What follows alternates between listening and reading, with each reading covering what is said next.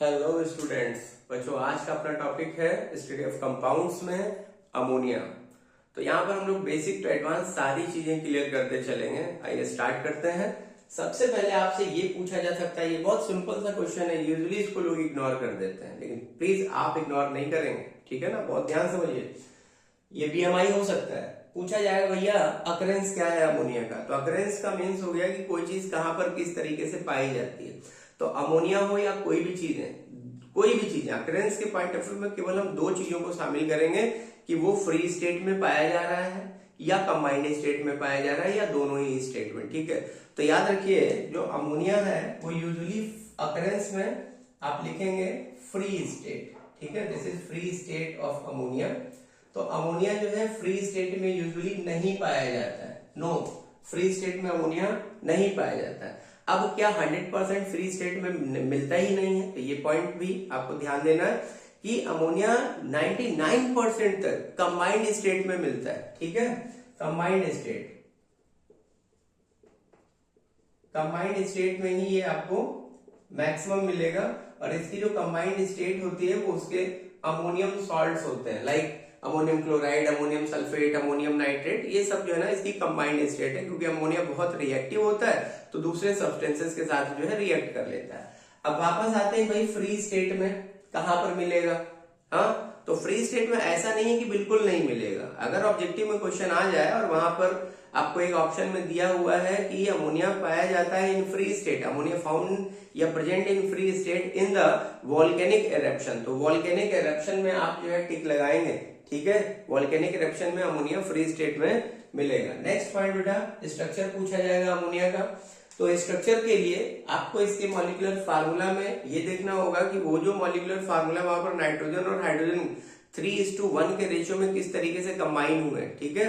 Nitrogen 1 volume होता है और हाइड्रोजन जो है वो 3 वॉल्यूम होता है। तो इसमें ध्यान दो, नाइट्रोजन जो होगा उसकी वैलेंस सेल में टोटल आपके पास जो है 5 इलेक्ट्रॉन पाया जा रहा है, ठीक है? ये 5 इलेक्ट्रॉन नाइट्रोजन के पास प्रेजेंट है। नाइट्रोजन को अपना ऑक्टेट कंप्लीट करना है और हाइड्रोजन को अपना डिप्लेट कंप्लीट करना है, क्योंकि हाइड्रोजन की जो फर्स्ट सेल है वही उसकी वैलेंस सेल है, आउटर मोस्ट सेल है, ठीक है? तो यहाँ पर होगा क्या, एक हाइड्रोजन आकर के अपना एक इलेक्ट्रॉन शेयर करेगा, दूसरा हाइड्रोजन आकर के अपना एक इलेक्ट्रॉन शेयर करेगा, तीसरा हाइड्रोजन आकर के अपना एक इलेक्ट्रॉन शेयर करेगा। तो इस तरीके से देखो यहाँ पर नाइट्रोजन और हाइड्रोजन के बीच में एक एक इलेक्ट्रॉन का म्यूचुअल शेयरिंग हुआ है और एक एक इलेक्ट्रॉन की म्यूचुअल शेयरिंग के बाद ये जो आपके पास स्ट्रक्चर तैयार है, this is the ammonia molecule. और अमोनिया मॉलिक्यूल में नाइट्रोजन की एक सेंटर लोकेशन है, मतलब जो पूरा मॉलिक्यूलर अरेंजमेंट है ना, नाइट्रोजन उसके सेंटर में ऑब्वियसली पाया जा रहा है। और नाइट्रोजन के पास तीन जो है इसकी सराउंडिंग में 3 बॉन्ड पेयर इलेक्ट्रॉन है और एक पेयर ऑफ इलेक्ट्रॉन ऐसा है जो बॉन्डिंग में कहीं पर भी इन्वॉल्व नहीं हो रहा है। तो वो जो अनशेयर्ड पेयर ऑफ इलेक्ट्रॉन या अनबॉन्डेड पेयर ऑफ इलेक्ट्रॉन है उसी को क्या बोलेंगे, ये हो जाएगा आपका लोन पेयर इलेक्ट्रॉन, ठीक है? This is lone pair electron. और ऐसा कोई भी मॉलिक्यूल जहां पर लोन पेयर इलेक्ट्रॉन होंगे सेंट्रल एटम पर, यूजुअली वो लुईस बेस की तरह बिहेव करता है। मतलब कि अमोनिया क्या है, अमोनिया एक वीक बेस है, ठीक है? अमोनिया जो है बेटा एक वीक बेस है। वीक बेस जो होते हैं उनको ऐसे भी याद कर लेना है भाई, वीक बेस को ऐसे कि कोई चीज अगर वाटर में लेस सॉल्युबिलिटी वाली है, ठीक है, तो वो वीक बेस होती है। लेकिन यहाँ अमोनिया तो वाटर में बहुत ज्यादा सॉल्युबल है, तो आप कंफ्यूजन आया कि भाई बहुत ज्यादा डिजॉल्व हो रहा है, मतलब ये वीक बेस तो नहीं हो सकता। लेकिन आपको जब अमोनिया के स्ट्रक्चर में जाएंगे तो देखेंगे कि जो सेंट्रल एटम नाइट्रोजन है उस पर एक लोन पेयर इलेक्ट्रॉन है और यूजुअली रिएक्शंस में ये लोन पेयर इलेक्ट्रॉन डोनर का काम करेगा। किसी के साथ अगर रिएक्ट करता है ना यूजुअली, तो होता है कि अपने लोन पेयर इलेक्ट्रॉन को वहां पर डोनेट कर सकता है। और अगर लोन पेयर डोनर कोई भी सब्सटेंस है तो वो लुईस बेस बोला जाएगा। और लुईस बेस का मतलब हो गया वीक बेस, ठीक है? लुईस बेस का मतलब हो गया वीक बेस। तो इस वजह से ये क्या होता है, ये एक वीक बेस होता है। ये पॉइंट बहुत बहुत बहुत इंपॉर्टेंट है, इसको मार्क करके नोट कर लीजिए, ठीक है? तो अभी जो आपके सामने ये डायग्राम बना हुआ है ये क्या है बेटा, ये इलेक्ट्रॉन डॉट स्ट्रक्चर या इसको लुईस डॉट डायग्राम भी बोलते हैं। और इसी में अगर आपसे स्ट्रक्चरल फार्मूला पूछा जाए तो क्या करोगे, एक एक इलेक्ट्रॉन शेयर करा है नाइट्रोजन और हाइड्रोजन ने, तो सिंपली आप ऐसे ही सिंगल कोवेलेंट ऐसे लाइनें बना करके जो है आप ये वाला स्ट्रक्चर दिखाएंगे। तो इसे क्या बोलेंगे, ये हो जाएगा आपका स्ट्रक्चरल फार्मूला। दिस इज, इसको बोलेंगे स्ट्रक्चरल फॉर्मूला। और ये वाला जो केस है ये क्या हो गया, ये हो गया लुईस डॉट स्ट्रक्चर, या इसी को बोला जाएगा लुईस डॉट डायग्राम। ठीक है, ये लुईस डॉट स्ट्रक्चर या लुईस डॉट डायग्राम है। ठीक है, तो इससे देखिए दो तीन बातें, दो तीन क्वेश्चन जो पूछे जा सकते हैं, छोटे छोटे क्वेश्चन है, FIB में आपसे आ सकते हैं या मल्टीपल चॉइस में आ सकते हैं, उनको ध्यान दो। पूछा जाएगा अमोनिया मॉलिक्यूल में नाइट्रोजन की पोजीशन क्या, तो आप बताएंगे सेंटर। नाइट्रोजन के अराउंड टोटल कितने बॉन्ड पाए जाते हैं, तो आप बताएंगे 3 यहाँ पर कोवेलेंट बॉन्ड होंगे। ठीक है, पूरे अमोनिया मॉलिक्यूल में केवल 3 कोवेलेंट बॉन्ड है। ठीक है, इसके बाद कितना लोन पेयर इलेक्ट्रॉन है, तो 1 लोन पेयर इलेक्ट्रॉन है। लोन पेयर इलेक्ट्रॉन होने की वजह से इसका नेचर क्या है, तो आप बताएंगे लुईस बेस, और जो लुईस बेस होते हैं वो वीक बेस होते हैं। ठीक है, ये पॉइंट क्लियर हुआ। इसके बाद आपसे ये पूछा जाएगा भैया कोवेलेंट मॉलिक्यूल तो है, लेकिन कोवेलेंट में भी कौन सा टाइप, तो कोवेलेंट में 2 टाइप होते हैं ना, एक होता है आपका नॉन पोलर और एक होता है पोलर। तो यहाँ पर ध्यान दीजिएगा, ये एक पोलर कोवेलेंट है, और पोलर कोवेलेंट की पहचान क्या है, जो आपके लुईस बेस होते हैं। ठीक है, यूजुअली जिन लुईस बेस क्यों है, लोन पेयर इलेक्ट्रॉन डोनेट करते हैं, तो जिसके पास लोन पेयर इलेक्ट्रॉन होंगे, अगर कोई कोवेलेंट मॉलिक्यूल है और उसके पास लोन पेयर इलेक्ट्रॉन है ना, तो वो क्या हो जाएगा, पोलर कोवेलेंट होगा। और दूसरी चीज जो है, अब अगर लोन पेयर इलेक्ट्रॉन से ना देखें तो दूसरा फैक्ट ये है कि नाइट्रोजन और हाइड्रोजन के बीच में एक अच्छा खासा इलेक्ट्रोनेगेटिव डिफरेंस होता है। 2 एटम्स इलेक्ट्रॉन की म्यूचुअल शेयरिंग कर रहे हैं, कोवेलेंट बॉन्ड बना रहे हैं। बहुत ध्यान समझिए, ये पॉइंट बहुत सिंपल है, जो इजी वे में आपको तैयार हो जाएगा। 2 मॉलिक्यूल हैं और वो आपस में कोवेलेंट बॉन्ड बना रहे हैं, मींस म्यूचुअल शेयरिंग कर रहे हैं इलेक्ट्रॉन की, अपना ऑक्टेट कंप्लीट करने के लिए। ठीक बात है। अब ऑक्टेट कंप्लीट करने के दौरान जब उन्होंने बॉन्डिंग कंप्लीट कर ली और दोनों का इलेक्ट्रोनेगेटिव डिफरेंस एक जैसा है, तो ये जो शेयरिंग इलेक्ट्रॉन है ना, ये देखिए बीचों बीच में रहेंगे। लेकिन अगर कंबाइनिंग हो जाने के बाद दोनों में से एक का इलेक्ट्रोनेगेटिविटी बहुत हाई है, तो बॉन्ड बन जाने के बाद ये जो बॉन्ड पेयर ऑफ इलेक्ट्रॉन है, जो एटम ज्यादा इलेक्ट्रोनेगेटिव है वो अपनी तरफ शिफ्ट कर लेगा, है ना, उस तरफ ज्यादा शिफ्टिंग हो जाएगी। तो जिस तरफ इलेक्ट्रॉन गए उस तरफ एक नेगेटिव पोल आ जाएगा, और जिधर से दूर हुए उधर एक पॉजिटिव पोल आ जाएगा। इस वजह से ऐसा जो कोवेलेंट बॉन्ड होगा इसको पोलर कोवेलेंट बोलेंगे। अब नाइट्रोजन और हाइड्रोजन में नाइट्रोजन ज्यादा इलेक्ट्रोनेगेटिव है और हाइड्रोजन रिलेटिवली कम इलेक्ट्रोनेगेटिव है। इस वजह से यहाँ पर जो है पोल नेगेटिव जो जनरेट होगा वो नाइट्रोजन की तरफ और पॉजिटिव पोल हाइड्रोजन की तरफ। इस वजह से ये पूरा मॉलिक्यूल जो है आपका पोलर कोवेलेंट कैटेगरी में काउंट किया जाएगा। ठीक है बेटा, पॉइंट क्लियर हो गया, नोट करिए जल्दी से। अगला जो केस है बच्चों, आपसे ये पूछा जा सकता है कि अमोनिया की कितनी फॉर्म्स अवेलेबल हैं। यूजुअली हम लोग अमोनिया को किन किन फॉर्म्स में यूज करते हैं, तो जनरली अमोनिया के जो फॉर्म्स हैं वो हम लोग 4 तरह के यूज करते हैं। ठीक है, 4 फॉर्म्स को यूज करते हैं। इसमें जो आपकी पहली फॉर्म है उसको बोलते हैं गैस अमोनिया। ठीक है, गैस अमोनिया या गैसियस अमोनिया, ये सिंपल ड्राई अमोनिया गैस होती है, बस इसमें आपको और कुछ नहीं करना है। जैसे पूछ लिया जाए भाई गैसियस अमोनिया क्या है, तो gaseous ammonia pure and dry ammonia gas है, उसको गैसियस अमोनिया बोलेंगे। This is the actual natural एक फॉर्म है, नेचर में अमोनिया इसी तरीके से एग्जिस्ट करता है अगर वो फ्री स्टेट में पाया जाए तो। ठीक है, दूसरी फॉर्म आपसे पूछी जाएगी क्या है, तो यही जो अपने पास ड्राई अमोनिया है ना, ये अमोनिया कैसा है, ये ड्राई है। इसी ड्राई अमोनिया को क्या कर लिया जाए, कंडेंस कर लिया जाए कंटेनर में बहुत ज्यादा प्रेशर बढ़ा करके, तो इस अमोनिया को बोला जाएगा लिक्विड अमोनिया। ठीक है, दिस इज आपका लिक्विड अमोनिया हो गया। तो लिक्विड अमोनिया वही ड्राई अमोनिया गैस है। ठीक है, अगली जो चीज है ये बहुत इंपॉर्टेंट है, पूछा जा सकता है, ऑब्जेक्टिव में क्वेश्चन पूछा जा सकता है या FIB में। आप थोड़ा सा कंफ्यूज हो जाएंगे, इसलिए प्लीज बहुत ध्यान से समझिएगा। ये होता है लिकर अमोनिया फोर्टिस, इसे लिकर अमोनिया फोर्टिस बोलते हैं। अब लिकर अमोनिया फोर्टिस है क्या, तो जो अमोनिया को आपने वाटर में लगातार डिजोल्व किया, कैसे डिजोल्व करेंगे, बैक सक्शन मेथड से। वही बैक सक्शन मेथड अभी पिछले वीडियो में हमने आपको समझाया है हाइड्रोक्लोरिक एसिड बनाने के लिए। तो जो मैकेनिज्म वहां पर है ना बैक सक्शन मेथड, सेम वही बैक सक्शन मेथड यहाँ पर भी, आपको अलग से कुछ नहीं करना बेटा, मैकेनिज्म पूरा वही है। HCl की जगह अभी क्या कर देंगे, अमोनिया गैस को वाटर में कंप्रेस कर रहे हैं, मींस डिजोल्व कर रहे हैं। ठीक है, तो अमोनिया बैक सक्शन मेथड से लगातार वाटर में डिजोल्व होता जा रहा है, क्योंकि इसकी बहुत ज्यादा सॉल्युबिलिटी होती है और एक सैचुरेटेड सॉल्यूशन तैयार हो गया। ठीक है, अमोनिया का एक सैचुरेटेड सॉल्यूशन तैयार हो गया। तो ये जो सैचुरेटेड सॉल्यूशन होता है अमोनिया का वाटर में, एक्वस सॉल्यूशन कह सकते हो, saturated aqueous solution of ammonia, इसी को लिकर अमोनिया फोर्टिस बोलते हैं। और इसका एक और नाम है, लिकर अमोनिया फोर्टिस के अलावा इसे क्या कहा जाता है, तो इसे हम लोग 880 अमोनिया भी बोलते हैं।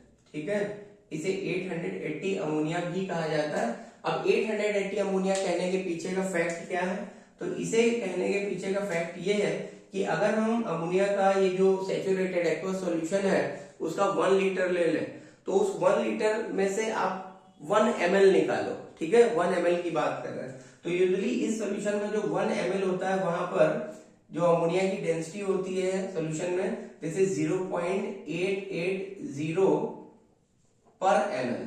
ठीक है, दिस इज पर ml। तो डेंसिटी जो है पर ml सॉल्यूशन 0.880 होने की वजह से इसे क्या कहा जाएगा, 880 ammonia. This is liquor ammonia Fortis. And ये बहुत इंपॉर्टेंट है, बीएमआई हो सकता है, इसको अच्छे से नोट कर लीजिए। ठीक है, नेक्स्ट पॉइंट आपसे पूछा जाता है लेबोरेटरी, जो फोर्थ फॉर्म है अमोनिया का, लेबोरेटरी बेंच रीजेंट।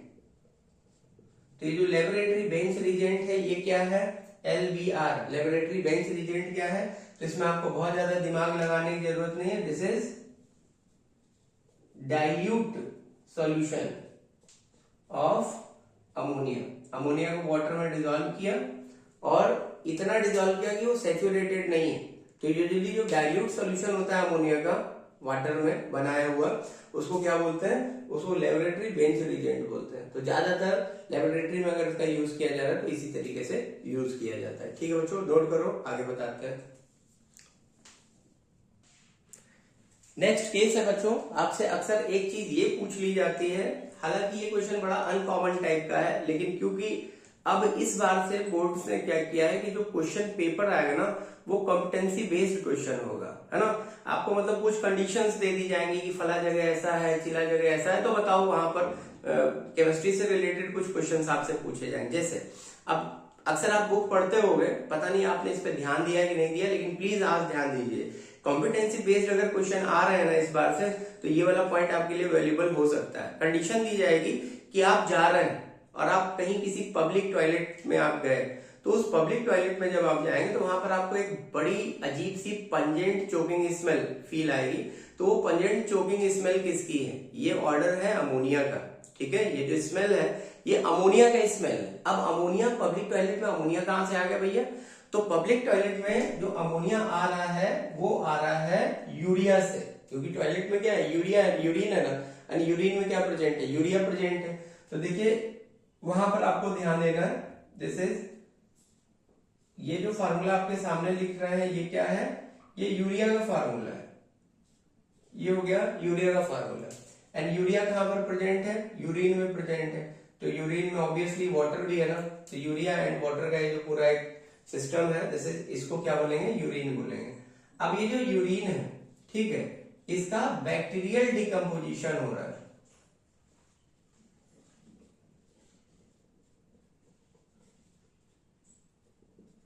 यहां पर बैक्टीरियल डिकम्पोजिशन हो रहा है, और एक बैक्टीरिया होता है, उसका नाम आपसे नहीं पूछा जाएगा, फिर भी आप अपनी जनरल नॉलेज के लिए समझ लीजिए, इसको बोलते हैं हेलिकोबैक्टर पाइलोरी। अब ये बैक्टीरिया क्या करता है, ये बैक्टीरिया अपनी बॉडी से एक एंजाइम रिलीज करता है, उस एंजाइम को बोलते हैं यूरिएज। ठीक है, एंड इस यूरिएज एंजाइम की वजह से, ये एंजाइम एक बायोकैटालिस्ट का काम करेगा, इस एंजाइम की वजह से अब ये जो यूरिया है ना, दिस इज यूरिया, और यूरिया का अब डिकम्पोजिशन स्टार्ट हो जाएगा। इसको बोलेंगे माइक्रोबियल डिकम्पोजिशन या बायोलॉजिकल डिकम्पोजिशन। इस प्रोसेस को फर्मेंटेशन ऑफ यूरिन भी कहा जा सकता है। तो जब यूरिन फर्मेंट हुआ ना, तो ये पूरी चीजें डिकम्पोज करके आगे क्या बना देंगी, आगे फॉर्मेशन हो जाएगा, देखिए अमोनिया का एंड कार्बन डाइऑक्साइड का एंड वाटर, तो भाई प्रेजेंट है ही है। अब चीजों को जस्ट आपको बैलेंस करना है। देखिए यहाँ पर 2 है ना, NH2 वोल्टाइज किया, मतलब 2 नाइट्रोजन है, तो यहाँ पर 2 मेंशन कर दो। ठीक है, उसके बाद आपको क्या करना है, हाइड्रोजन चेक करना है। तो देखिए 4 हाइड्रोजन है और यहाँ पर 2 मिला करके, ठीक है, कितने हो गए, 6 हाइड्रोजन हो गए। एंड 6 तो यहीं पर हो गए, तो इनको क्या ले जाएंगे, तो यहाँ पर आप 2 मेंशन करिए। अब देखिए ये हो गया आपके 4 एंड 4 8 हाइड्रोजन, तो 2 3 6 ये हो गए और यहाँ पर 2, तो 8 हाइड्रोजन हो गए। ऑक्सीजन चेक करो बच्चों, एक ये ऑक्सीजन है और 2 ये ऑक्सीजन हो गए, तो देखिए कार्बन डाइऑक्साइड में 2 ऑक्सीजन एंड वाटर में 1 ऑक्सीजन, तो ऑक्सीजन भी बैलेंस हो गया और कार्बन अपने पास 1 है। तो अमोनिया का फॉर्मेशन जो पब्लिक टॉयलेट्स है वहां पर कैसे हुआ, तो वहां पर पब्लिक टॉयलेट्स में जो अमोनिया का फॉर्मेशन हो रहा है वो बैक्टीरियल डिकम्पोजिशन से हो रहा है। कॉम्पिटेंसी बेस्ड अगर क्वेश्चन आ रहा है ना, तो ये आपके लिए एक कंडीशन हो सकती है, आपको ये दे दिया जाएगा और वहां पर आइडेंटिफाई करवाया जाएगा भाई ऐसा जो पंजेंट चोकिंग स्मेल है वो किसकी वजह से, तो पंजेंट ऑर्डर है वो अमोनिया की वजह से, और डिकम्पोजिशन कैसे हुआ ये आपके सामने नोट करिए। अब आइए बच्चों अमोनिया के प्रिपरेशन को समझते हैं। तो लेबोरेटरी मेथड है, यहाँ पर मैन्युफैक्चरिंग है, इसके अलावा कुछ अदर मेथड्स भी हैं। तो सबसे पहले हम लोग अदर मेथड से ही स्टार्ट करते हैं। पूछा जाएगा कि भाई अमोनिया को किस तरीके से बनाया जा सकता है, तो एक सिंपल सा एक फंडा बना लीजिए, एक इक्वेशन जो है इसको इस तरीके से आपको ड्रॉ करनी है। अगर आपको इक्वेशन का एक फॉर्मुलेशन पता है कि इक्वेशन किस तरह से जो है डेवलप हो रही है, तो एक बेसिक लॉजिक अगर पता है तो आप कोई भी इक्वेशन करते जाएंगे, ठीक है। तो देखिए सबसे पहला जो मेथड है यहाँ पर आपको ध्यान देना है कि हमारे पास कोई भी जो है अमोनियम सॉल्ट है, ठीक है, कोई अमोनियम सॉल्ट हमारे पास प्रेजेंट है।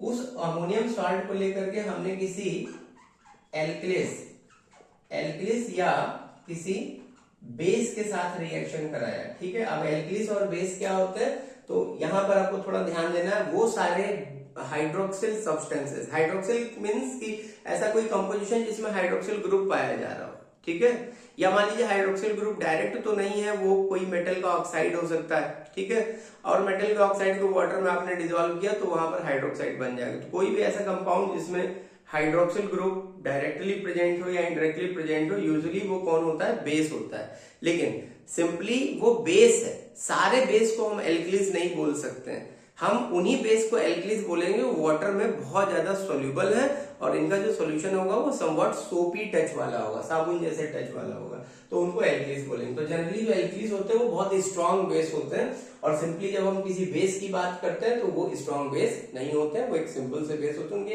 एज यूजुअल है की सॉलिबिलिटी होती है वाटर में, ठीक है। अब जब हमने इसे अमोनियम सॉल्ट को लेकर के किसी एल्किलिस के साथ रिएक्शन कराया और यहाँ पर थोड़ा सा इसे जेंटल हीटिंग करना है ना, एकदम बहुत ज्यादा स्ट्रॉन्ग हीटिंग नहीं, धीरे धीरे जेंटली करके हम इसे जो है हीट करते जा रहे हैं। तो होता क्या है कि अमोनियम सॉल्ट का थर्मल डिकम्पोजिशन होगा, ये जो एल्किलिस है इसका थर्मल डिकम्पोजिशन होगा, और ऐसा होने के बाद यहाँ पर फॉर्मेशन होगा अमोनिया गैस का, ठीक है, और यहाँ पर कोई एक अलग सॉल्ट बन जाएगा, ठीक है, इसका फॉर्मेशन हो गया अमोनिया गैस का, कोई सॉल्ट का फॉर्मेशन हो जाएगा, एंड इसके बाद जो है यहाँ पर आपका वाटर का भी फॉर्मेशन होगा, ठीक है। तो एक जनरलाइज्ड इक्वेशन जो है बेटा इस तरीके से डेवलप हो रही है, ये एक इक्वेशन का एक जनरलाइज्ड वे है कि भाई देखो इस तरह से काम होता है, ठीक है। अब यहाँ पर एक एग्जांपल के थ्रू बातों को समझते हैं।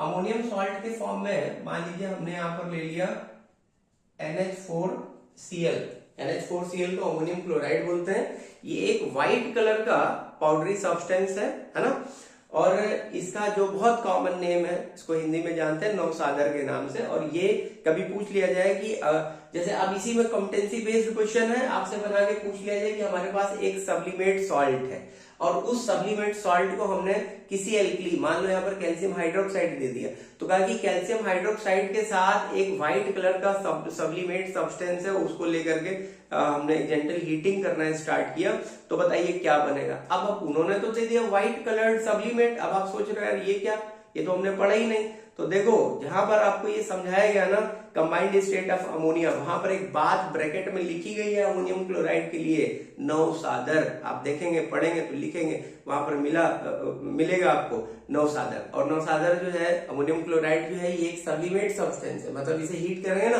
तो ये विदाउट लिक्विड में चेंज हुए डायरेक्ट वेपर में चेंज हो जाएगा। तो कोई भी ऐसा सॉलिड जो डायरेक्ट वेपर या गैस में कन्वर्ट हो जा रहा है on heating, that is known as sublimate substance, ठीक है बच्चों। तो अमोनियम क्लोराइड ले लिया, और अमोनियम क्लोराइड एल्किलिस में या बेस में मान लीजिए चलिए हमने कैल्शियम हाइड्रोक्साइड ले लिया, ये एक बेस हो गया है ना। कैल्शियम हाइड्रोक्साइड का फॉर्मूला क्या होता है, CaOH, आपके सामने लिखा हुआ है। सिंपल सा यहाँ पर रिएक्शन हुआ, रिएक्शन में आपको ज्यादा नहीं सोचना है क्या क्या चीजें बन रही है, बस उन्हीं को डायरेक्ट आप बनाते चले जाओ। ठीक है, देखो सबसे पहले यहाँ पर अमोनिया का फॉर्मेशन हुआ, अमोनिया लिख दीजिए, चीजें बाद में बैलेंस हो जाएगी, लेकिन रिएक्शन का एक जो बेसिक फार्मूलेशन है ना कि भाई रिएक्शन किस तरह से हो रही है, बेसिक फार्मूलेशन तो आपको पता होना चाहिए। इक्वेशन का एक बेसिक जो फंडा है, इक्वेशन किस तरीके से हम ड्रॉ कर सकते हैं, ये तो आपको पता होना चाहिए। तो देखिए अमोनिया फॉर्मेशन हुआ, सॉल्ट बन गया। कौन सा सॉल्ट बना? तो अमोनियम सॉल्ट तो पहले था ना, अब यहाँ पर जो सॉल्ट बनेगा वो बेस कॉरेस्पॉन्डिंग सॉल्ट होगा, मतलब बेस में जो मेटल प्रेजेंट है वो मेटल अब बनने वाले नए सॉल्ट के अंदर होगा। तो यहाँ पर कौन सी मेटल है? यहाँ पर है कैल्शियम, और कैल्शियम ने जब क्लोरीन के साथ रिएक्ट किया तो क्या बना लिया? CaCl2 का फॉर्मेशन हो गया। ठीक है, एंड लास्ट में जो बचा हुआ जो बाई प्रोडक्ट है वो क्या आपको दिखा देना है? वो वाटर दिखा देना। अब बस चीजों को आपको क्या करना है? बैलेंस करना है। तो देखो बैलेंस करने के लिए यहाँ पर आप सिंपल यहाँ से उठाइए, देखो यहाँ पर एक कैल्शियम है ना, यहाँ पर एक कैल्शियम, कैल्शियम के साथ क्लोरीन कितने जुड़े हुए हैं? 2 क्लोरीन जुड़े हुए हैं, लेकिन अमोनियम क्लोराइड में तो एक ही क्लोरीन है। तो यहाँ पर आगे आप 2 मेंशन करो, जब 2 मेंशन करोगे तो देखो क्लोरीन बैलेंस हो गया। अब नाइट्रोजन अपने पास कितना हो गया? यहाँ पर 2 और यहाँ पर तो 1 है, तो भाई यहाँ पर 2 मेंशन कर दोगे तो देखो नाइट्रोजन भी बैलेंस हो गया। अब बाकी चीजों को जरा आप चेक करिए क्या वो बैलेंस है कि नहीं। तो नाइट्रोजन और क्लोरीन अपने बैलेंस है, कैल्शियम भी बैलेंस है। अब बारी आ गई हाइड्रोजन और ऑक्सीजन को चेक करने की। तो 2 4 जा देखिए यहाँ पर 8 हाइड्रोजन और यहाँ पर ये 2 हाइड्रोजन, टोटल मिला के कितने हो गए? 10 हाइड्रोजन हो गए। यहाँ पर देखिए बेटा 2 3 जा 6 हाइड्रोजन हो गए। अब अगर हम यहाँ पर वाटर जो बनाया हुआ इस जगह 2 मेंशन कर दें तो क्या हो जाएगा? ये हो जाएगा आपका 4 हाइड्रोजन, तो 6 और 4 मिला करके 10 ऑक्सीजन हो गए, हाइड्रोजन हो गए सॉरी। ऑक्सीजन चेक करिए, अभी देखिए 2 ऑक्सीजन है यहाँ पर। ठीक है, पूरी इक्वेशन में ऑक्सीजन लास्ट में कहाँ मिल रहा है? वाटर के पास, और ये 2 को यहाँ मल्टीप्लाई करोगे तो ऑक्सीजन कितने हो गए?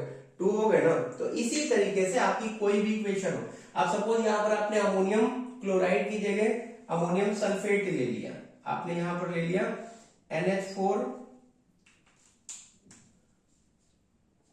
होल ट्वाइस SO4, यहां पर अपने अमोनियम सल्फेट ले लिया, और अमोनियम सल्फेट को अब की बार आपने रिएक्शन सपोज करा दिया NaOH के साथ। NaOH जो है ये एल्किलिस है, और जो कैल्शियम हाइड्रोक्साइड है वो एक बेस है, क्योंकि ये वाटर बहुत ज्यादा नहीं घुलता है लेकिन बहुत होमोजेनियस सॉल्यूशन नहीं बनाएगा, या इसका जो सॉल्यूशन है वो सोपी टच वाला नहीं होगा। NaOH हो, KOH हो, इनका जो सॉल्यूशन होगा ना, NaOH क्या है? सोडियम हाइड्रोक्साइड, KOH क्या है? पोटेशियम हाइड्रोक्साइड, इनका जो सॉल्यूशन होगा वो वाटर में ये बहुत अच्छे से सॉल्यूशन बनाएंगे, और इनका जो सॉल्यूशन होगा ना वो समवट सोपी टच वाला होगा, अरे साबुन जैसा, सोपी टच मतलब साबुन जैसा, इसलिए जो है इनको एल्कलिस बोलोगे। अब यहाँ पर जब आपने थर्मल मतलब इसको जेंटल हीटिंग शुरू करी, एक सिंपल तरीके से वार्म करना शुरू किया, तो देखो यहाँ पर क्या होगा? सेम वही प्रोसेस, इसका डिकम्पोजिशन, इसका हुआ डिकम्पोजिशन, म्यूचुअल चीजों को वो डिस्प्लेस कर लेंगे। डबल डिकम्पोजिशन या डबल डिस्प्लेसमेंट रिएक्शन का ये टाइप है। यहाँ सोडियम ने क्या किया? सल्फेट को अपने साथ ले आया, तो इस जगह पर फॉर्मेशन देखिए, सबसे पहले आप क्या कर दीजिए, सबसे पहले तो आप अमोनिया का फॉर्मेशन करो, इसी फॉर्मुलेशन पे जाओ, आगे बढ़ना है बेटा, है ना, ज्यादा सोचना नहीं। तो अमोनिया का फॉर्मेशन हो गया और सोडियम ने सल्फेट को अपने साथ जोड़ा, तो यहाँ पर क्या बन गया आपका Na2SO4। ठीक है, this is sodium sulphate, and last में किसका फॉर्मेशन कर दो, तो देखो वाटर लिखा है ना, यहाँ पर आपने वाटर लिख दिया। ठीक है, अब जस्ट चीजों को केवल आपको बैलेंस करना है। तो यहाँ पर आप क्या कर दीजिए, देखिए अमोनियम सल्फेट में NH4 होल ट्वाइस किया था, मतलब 2 नाइट्रोजन है, तो यहाँ पर अगर हम 2 मेंशन कर दें अमोनिया के सामने अगर हम यहाँ पर 2 मेंशन कर दें तो देखिए हमारे नाइट्रोजन बैलेंस हो गए। ठीक है, SO4 पूरा एक यहाँ पर आपको मिल ही रहा है, कोई दिक्कत नहीं। सोडियम यहाँ 1 है, यहाँ पर 2 है, तो यहाँ पर आप 2 मेंशन कर दो, देखो सोडियम भी बैलेंस हो गया। बात समझ में आ गई ना, हल्के में मत लेना, बहुत इक्वेशन अगर इस तरीके से इक्वेशन समझ के करोगे तो आपको अलग अलग इक्वेशन रटने की जरूरत नहीं होगी, बहुत ध्यान से करिए एक एक चीज। यहाँ पर देखिए सोडियम बैलेंस हो गया एंड नाइट्रोजन भी बैलेंस हो गया, सल्फर 1 है अपने पास। अब बारी आई हाइड्रोजन और ऑक्सीजन के लिए, तो चेक करो यहाँ पर 8 हाइड्रोजन है और यहाँ पर सेम वही पीछे वाला लॉजिक है। ठीक, यहाँ पर देखिए 6 हाइड्रोजन है, तो इस जगह आप 2 मेंशन कर दो, देखो आपके हाइड्रोजन बैलेंस हो गया। एंड लास्ट में ऑक्सीजन, तो यहाँ पर देखिए 4 ऑक्सीजन एंड 2 ऑक्सीजन मिलाकर के 6 ऑक्सीजन है रिएक्टेंट साइड में, प्रोडक्ट साइड में भी तो 6 होने चाहिए। तो देखो SO4 में देखो 4 ऑक्सीजन यहाँ पर है एंड वाटर में 2 ऑक्सीजन इस जगह दिखाई दे रहा है, तो 6 ऑक्सीजन कंप्लीट हो गया बेटा। इस तरह की एक इक्वेशन आएगी। अगली इक्वेशन जो आपसे पूछी जा सकती है वो ये है, अदर मेथड में कि भाई और कैसे बनाएंगे, तो दूसरा जो इक्वेशन है उसमें अगर हम किसी मेटल का नाइट्राइड ले लें, ठीक है, मेटल नाइट्राइड को मेटेलिक नाइट्राइड बोलेंगे, किसी मेटेलिक नाइट्राइड को लेकर के और उसकी वाटर के साथ रिएक्शन कराना है, तो वाटर के साथ अगर रिएक्शन हो रही है तो इसको बोला जाएगा हाइड्रोलाइसिस। किसी मेटेलिक नाइट्राइड की वाटर के साथ आपने रिएक्शन कराई तो इसको क्या बोलेंगे, इसको हाइड्रोलाइसिस बोलेंगे। और हाइड्रोलाइसिस के बाद फॉर्मेशन हो जाएगा यहाँ पर अमोनिया का, NH3 अमोनिया का फॉर्मेशन हो गया, और साथ में क्या बनेगा, उस मेटल का आपको हाइड्रोक्साइड बना देना है, ठीक है, मेटल का हाइड्रोक्साइड बना देना। सिंपल सी इक्वेशन है, इस तरीके से आगे बढ़ेंगे तो ये भी आपका सॉल्व हो जाएगा, ठीक है। चलो अब एक एग्जांपल से बात को क्लियर करते हैं। तो आपने सपोज यहां पर ले लिया ALN, एल्यूमिनियम का नाइट्राइड, एल्यूमिनियम के नाइट्राइड को लेकर के आपने वाटर के साथ रिएक्शन कराया, वाटर के लिए आप HOH ना लिख करके H2O ना लिख करके HOH लिखो, तो रिएक्शन करने में थोड़ी सी आपको आसानी हो जाएगी। अब देखिए ये नाइट्रोजन है ना, और नाइट्रोजन हाइड्रोजन के साथ कंबाइन हो जाए तो क्या बन जाएगा, आपका अमोनिया बन जाएगा। तो सिंपली आपको यहाँ पर क्या करना है, ये नाइट्रोजन और यहाँ से हाइड्रोजन। अब नाइट्रोजन और हाइड्रोजन का रेशियो क्या होता है, 1:3, तो यहाँ पर आप 3 मेंशन कर दो, ठीक है। एंड उसके बाद आपको क्या करना है, यहाँ पर दिस इज नाइट्रोजन और हाइड्रोजन मिलकर के ये बन गया हमारा NH3, और NH3 के बाद क्या बन रहा है बेटा, मेटेलिक हाइड्रोक्साइड। तो बचा हुआ पार्ट कौन है, देखिए 3 अपने पास ये हाइड्रोक्सिल ग्रुप हो जाएंगे, 3 हाइड्रोक्सिल ग्रुप, और एक यहाँ पर एल्यूमिनियम। तो एल्यूमिनियम 3 हाइड्रोक्सिल को अपने साथ जोड़ करके क्या बना देगा, AlOH होल साइज, ये अभी क्या बन गया, एल्यूमिनियम हाइड्रोक्साइड। तो इसी तरीके से कोई भी दूसरा मेटल हो, सपोज यहाँ पर आप जो मैग्नीशियम नाइट्राइड है वो ले आए, मैग्नीशियम नाइट्राइड की वाटर के साथ रिएक्शन कराई तो अमोनिया बनेगा और मैग्नीशियम हाइड्रोक्साइड बन जाएगा, ठीक है। इसी तरह कोई भी नाइट्राइड ले आए, सेम ये जो इक्वेशन बना दी है ना, इक्वेशन ये वाले फॉर्मुलेशन को आप समझो, इसे आप समझ लेंगे तो बाकी ये चीजें कुछ भी दी जाएंगी, इसी के बेसिस पर हम लोग रिएक्शन को पूरा कंप्लीट कर लेंगे। एंड बैलेंस जरूर करना, अगर आप बैलेंस नहीं करते हो ना तो स्टेप मार्किंग में आपके नंबर चले जाएंगे, जल्दी से नोट करिए। नेक्स्ट केस है बच्चों, आपसे पूछा जाएगा अमोनिया को लेबोरेटरी में किस तरीके से प्रिपेयर कर सकते हैं। तो लैब मेथड में ये एक देखिए बहुत डायग्रामेटिक एक हमने एक डायग्राम बनाया है चीजों को समझाने के लिए। इस डायग्राम को आप अपनी बुक में थोड़ा सा डिटेल में देखेंगे। सिंपली देखिए यहाँ पर क्या है, एक फ्लास्क लगाया हुआ है और फ्लास्क थोड़ा सा टिल्ट है, टिल्ट का मतलब थोड़ा सा ऐसे झुका हुआ है ये फ्लास्क। अभी क्यों झुका हुआ है ये अभी हम आगे डिस्कस करेंगे। यहाँ से देखिए आपने एक डिलीवरी ट्यूब अरेंज कर रखी है और वो डिलीवरी ट्यूब का एक एंड तो फ्लास्क के साथ जुड़ा हुआ और जो दूसरा एंड है वो यहाँ पर एक बॉटल के साथ जुड़ा हुआ है। दिस बॉटल इज मतलब कह सकते हो कि इस बॉटल का यहाँ पर जो यूज है वो ड्राइंग टावर की तरीके से, मीन्स कि यहाँ से जो अमोनिया हमारा प्रोड्यूस होगा ना फ्लास्क के अंदर, जब वो अमोनिया इस बॉटल के अंदर जाएगा तो यहाँ पर अमोनिया को ड्राई किया जाएगा। ड्राई करने के लिए यहाँ पर देखिए layer of the quick lime लगाया गया। क्विक लाइम का फार्मूला क्या था, CaO कैल्शियम ऑक्साइड। ये बहुत अच्छा डिहाइड्रेटिंग एजेंट है, तो यहाँ पर जो है क्विक लाइम की लेयर लगाई गई और इस लेयर के अक्रॉस जब अमोनिया गैस जाएगा तो यहाँ पर जो भी मॉइस्चर प्रेजेंट है अमोनिया में वो यहाँ पर एब्जॉर्ब कर लिया जाएगा। आगे जो गैस जार में इन्वर्टेड गैस जार देखिए यहाँ पर फिट किया गया है डिलीवरी ट्यूब के साथ अरेंज करके, तो यहाँ पर जो अमोनिया गैस कलेक्ट होगा वो ऑब्वियसली ड्राई अमोनिया होगा। तो मैकेनिज्म में क्या है, पीछे अभी हम लोग इसका एक मैकेनिज्म हम लोगों ने पढ़ा भी रिएक्शन कि भाई कोई जो अमोनियम सॉल्ट होते हैं उनको एल्कलीस के साथ रिएक्शन कराना है। तो यहाँ पर जो आप अमोनियम सॉल्ट लेंगे वो कौन सा होगा अमोनियम क्लोराइड आपने यहाँ पर लेना है और कैल्शियम हाइड्रोक्साइड लेना है। फ्लास्क में इनका आपने मिक्सचर बना करके और इसको हीट करना शुरू किया। तो जब आपने इसको हीट करना शुरू किया, धीरे धीरे हीट करना शुरू करेंगे तो देखिए यहाँ पर चीजों का थर्मल डिकम्पोजिशन हुआ और एक डबल डिस्प्लेसमेंट मैकेनिज्म है। कैल्शियम ने क्लोरीन के साथ रिएक्ट करके कैल्शियम क्लोराइड बनाया जो फ्लास्क में ही रह जाएगा, नॉन वोलेटाइल है। वाटर का फॉर्मेशन होगा ऑब्वियसली एंड अमोनिया का फॉर्मेशन होगा और दोनों एक साथ मिक्स होकर के अभी आगे बढ़ेंगे, ठीक है ना। तो यहां से जो अमोनिया गैस प्रोड्यूस हो रहा है वो एक्चुअली मॉइस्ट अमोनिया है उसी मॉइस्ट अमोनिया को क्या करना है, हमें ड्राई करना है। तो ड्राई करने के लिए हम उसे डायरेक्ट जो है इन्वर्टेड ये गैस जार में नहीं कलेक्ट करने लगेंगे, हम उसे पहले किसी ऐसी जगह भेजेंगे जहां पर उसको ड्राई किया जा सके। तो बीच में एक सेटअप लगाया है, ये है ड्राइंग टावर, और यहाँ पर आपने एक लेयर लगा रखी है किसकी, क्विक लाइम की। क्विक लाइम क्या कर लेगा, वो अमोनिया को, जो मॉइस्ट अमोनिया है, जब इसके अक्रॉस अमोनिया जाएगा, यहाँ से अमोनिया जब ऊपर बढ़ेगा तो जो सारा मॉइस्चर है वो इस जगह पर कलेक्ट कर लिया जाएगा, और यहाँ से अमोनिया गैस आगे बढ़ जाएगी। तो जो अमोनिया गैस यहाँ पर कलेक्ट होगी वो अमोनिया क्या है बेटा, वो है आपका ड्राई अमोनिया। ठीक है, अब क्वेश्चन ये कि जो गैस जार है वो इन्वर्टेड ही क्यों रखा गया, गैस जार को सीधा करके क्यों नहीं रखा, मींस अपराइट क्यों नहीं रखा। तो जरा ध्यान दो, अमोनिया का जो मॉलिक्यूलर रिलेटिव मॉलिक्यूलर मास है वो कितना है, वो 17 है।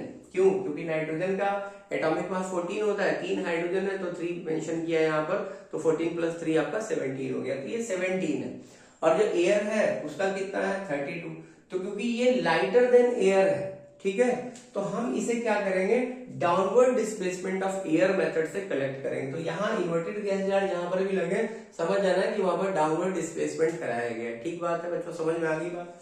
एक क्वेश्चन आपसे ये पूछा जाता है कि क्विक लाइम को ही हम यहाँ पर जो है ड्राइंग एजेंट के फॉर्म में क्यों ले रहे हैं। ठीक है, यहाँ पर हम H2SO4, जो ये बहुत BMI क्वेश्चन है, यहाँ पर जो है कॉन्सेंट्रेटेड H2SO4 हमने क्यों नहीं लिया, यहाँ पर हमने P2O5 क्यों नहीं लिया, ठीक है, यहाँ पर हमने जो है कैल्शियम क्लोराइड क्यों नहीं ले लिया, है ना, ये भी तो एक अच्छा ड्राइंग एजेंट होता है। तो ये 3 चीजों का रिएक्शन हो जाएगा अमोनिया के साथ। क्यों, क्योंकि अमोनिया का खुद का नेचर क्या है भाई, वो एक वीक बेस है। अब देखो H2SO4 क्या है, एसिड है, तो जब एसिड और बेस आपस में रिएक्ट करेंगे तो सॉल्ट का फॉर्मेशन हो जाएगा। तो अगर हम H2SO4 लेते हैं तो वो अमोनिया के साथ रिएक्ट करके आगे क्या बना देगा, ये अमोनिया के साथ रिएक्ट करके बना देगा अमोनियम सल्फेट। ठीक है, अमोनियम सल्फेट का फॉर्मेशन हो जाएगा। अगर हम P2O5 ले रहे हैं तो ये आगे चल करके क्या बना देगा, P2O5 अगर लेंगे तो अमोनियम फास्फेट का फॉर्मेशन हो जाएगा। ठीक है, ये अमोनियम फास्फेट का फॉर्मेशन हो जाएगा। ठीक, और अगर आप लोगों ने अमोनियम फास्फेट का फार्मूला क्या होता है, NH4 अमोनियम फास्फेट बन जाएगा। और अगर आपने कैल्शियम क्लोराइड ले लिया तो कैल्शियम क्लोराइड क्या करेगा, अपनी सरफेस पर अमोनिया को एब्जॉर्ब कर लेगा। तो अपनी जब सरफेस पर ये अमोनिया को एब्जॉर्ब कर लेगा तो ये बन जाएगा CaCl2.NH3। ठीक है, ये जो केस है इसको बोला जाता है एडिशनल प्रोडक्ट या कंबाइंड प्रोडक्ट। यहाँ पर अमोनिया जो है केमिकली जो है बॉन्ड बना के कैल्शियम के साथ क्लोराइड के साथ नहीं ज्वाइन किया है। होता क्या है कि जैसे अगर कोई सब्सटेंस है और ये सब्सटेंस है, ये अपनी सरफेस पर अगर चीजों को जस्ट एब्जॉर्ब कर रहा है, सरफेस पर यहाँ पर कलेक्ट कर लेगा, तो इस तरीके से अमोनिया क्या होगा, कैल्शियम क्लोराइड की सरफेस पर आकर के एकोमोडेट हो जाएगा। और ये वाला जो ब्लैक सा यूं करके दिखाया है, ये सपोज आपका कैल्शियम क्लोराइड हो गया, और जो ब्लू ये ऊपर डॉट बना के दिखा रहे हैं सपोज ये अमोनिया हो गया। तो ये स्ट्रक्चर होगा आपका CaCl2NH3, इसको बोलेंगे एडिशनल प्रोडक्ट या एडिशनल सॉल्ट। तो H2SO4, P2O5 और CaCl2 है, they are not suitable to dry ammonia gas because they are highly reactive to ammonia. ठीक है, अब ये H2SO4 ने रिएक्ट किया तो क्या बना देगा, अमोनिया से रिएक्ट करके अमोनियम सल्फेट बना देगा।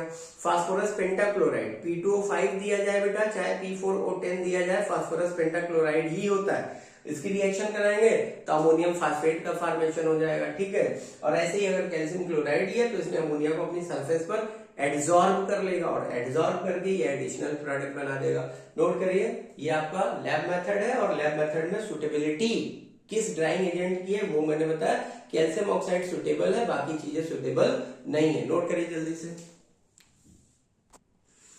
अब आइए चलते हैं एक BMIQ की तरफ। BMIQ का मतलब भयंकर मोस्ट इंपॉर्टेंट क्वेश्चन। ठीक है, अक्सर एक चीज आपसे ये पूछी जाती है, देखिए अभी तक जो हम लोगों ने प्रिपरेशन मेथड्स पढ़े वहां पर एक बात तो क्लियर थी अलोंग विद लैब मेथड कि अगर हम किसी अमोनियम सॉल्ट को लेकर के और एल्किलिस के साथ रिएक्शन कराते हैं तो यूजुअली अमोनिया गैस का फॉर्मेशन हो जाता है। लेकिन एक यहाँ पर आपसे क्वेश्चन पूछ लिया जाता है अक्सर कि व्हाट हैपेंड व्हेन हम अमोनियम नाइट्रेट ले लें या अमोनियम नाइट्राइट ले लें। अमोनियम नाइट्रेट क्या है, NH4NO, अमोनियम नाइट्राइट क्या है, NH4NO, ये NO3 हो गया, NH4NO3 अमोनियम नाइट्रेट हो गया, एंड NH4NO2 जो है वो क्या हो गया आपका अमोनियम नाइट्राइट हो गया। तो पूछा गया भाई ये अगर इन्हें ले लें और किसी एल्किलिस के साथ रिएक्शन कराएं तो बताइए क्या होगा। तो होगा ये कि जब हम इसे ले करके एल्किलिस के साथ और मिक्सचर बना करके और इसको हीट करना शुरू करेंगे, तो हीटिंग के दौरान एल्किलिस तो अपना डिकम्पोज हो रहा है, वो तो ठीक है, वो अपने तरीके से डिकम्पोज होगा, लेकिन इससे पहले कि एल्किलिस के डिकम्पोजिशन के बाद इसके साथ रिएक्शन हो पाए, होगा क्या, ये जो अमोनियम नाइट्रेट है ना, ये डिकम्पोज होकर के NO2 में कन्वर्ट हो जाएगा, नाइट्रोजन डाइऑक्साइड में कन्वर्ट हो जाएगा, और फॉर्मेशन किसका होगा, वाटर का फॉर्मेशन होगा। ठीक है, तो ये देखिए यहाँ पर जो है आपका नाइट्रोजन डाइऑक्साइड का फॉर्मेशन हो गया। ठीक है बेटा, बस चीजों को बैलेंस करना है तुम्हें। ठीक, यहाँ पर देखिए 2 नाइट्रोजन है, नाइट्रोजन डाइऑक्साइड नहीं, N2O का फॉर्मेशन दिखाएंगे। I am very sorry, nitrogen dioxide नहीं बनेगा, N2O बनेगा। N2O क्या है, N2O है आपका नाइट्रस ऑक्साइड। तो यहाँ पर नाइट्रस ऑक्साइड N2O, वही लाफिंग गैस, हंसी तो आ रही होगी ना, तो लाफिंग गैस का फॉर्मेशन होगा। देखो 2 नाइट्रोजन है ना, हाइड्रोजन कितने हो गए 4, ये 4 हाइड्रोजन, ऑक्सीजन कितने 3, 1 एंड ये 2, 3 ऑक्सीजन हो गए। तो लाफिंग गैस जो नाइट्रस ऑक्साइड होती है N2O का फॉर्मेशन हो जाएगा अमोनियम नाइट्रेट लेने पर। और इसी तरीके से अगर आपने अमोनियम नाइट्राइड का थर्मल डिकम्पोजिशन कराया तो यहाँ पर नाइट्रोजन गैस का फॉर्मेशन होगा एंड वाटर वेपर यहाँ पर आपके तैयार हो जाएंगे।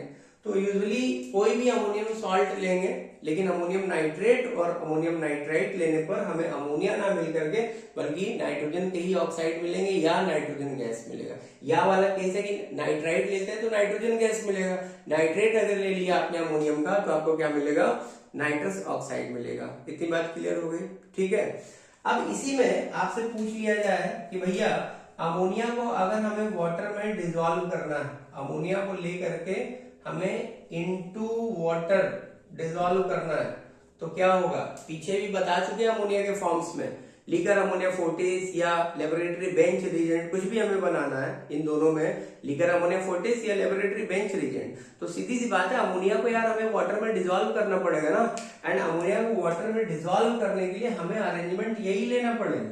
ये यहाँ पर आपने एक डिलीवरी ट्यूब को एक फ्लास्क उसके साथ फनल के साथ अरेंज कर देना है।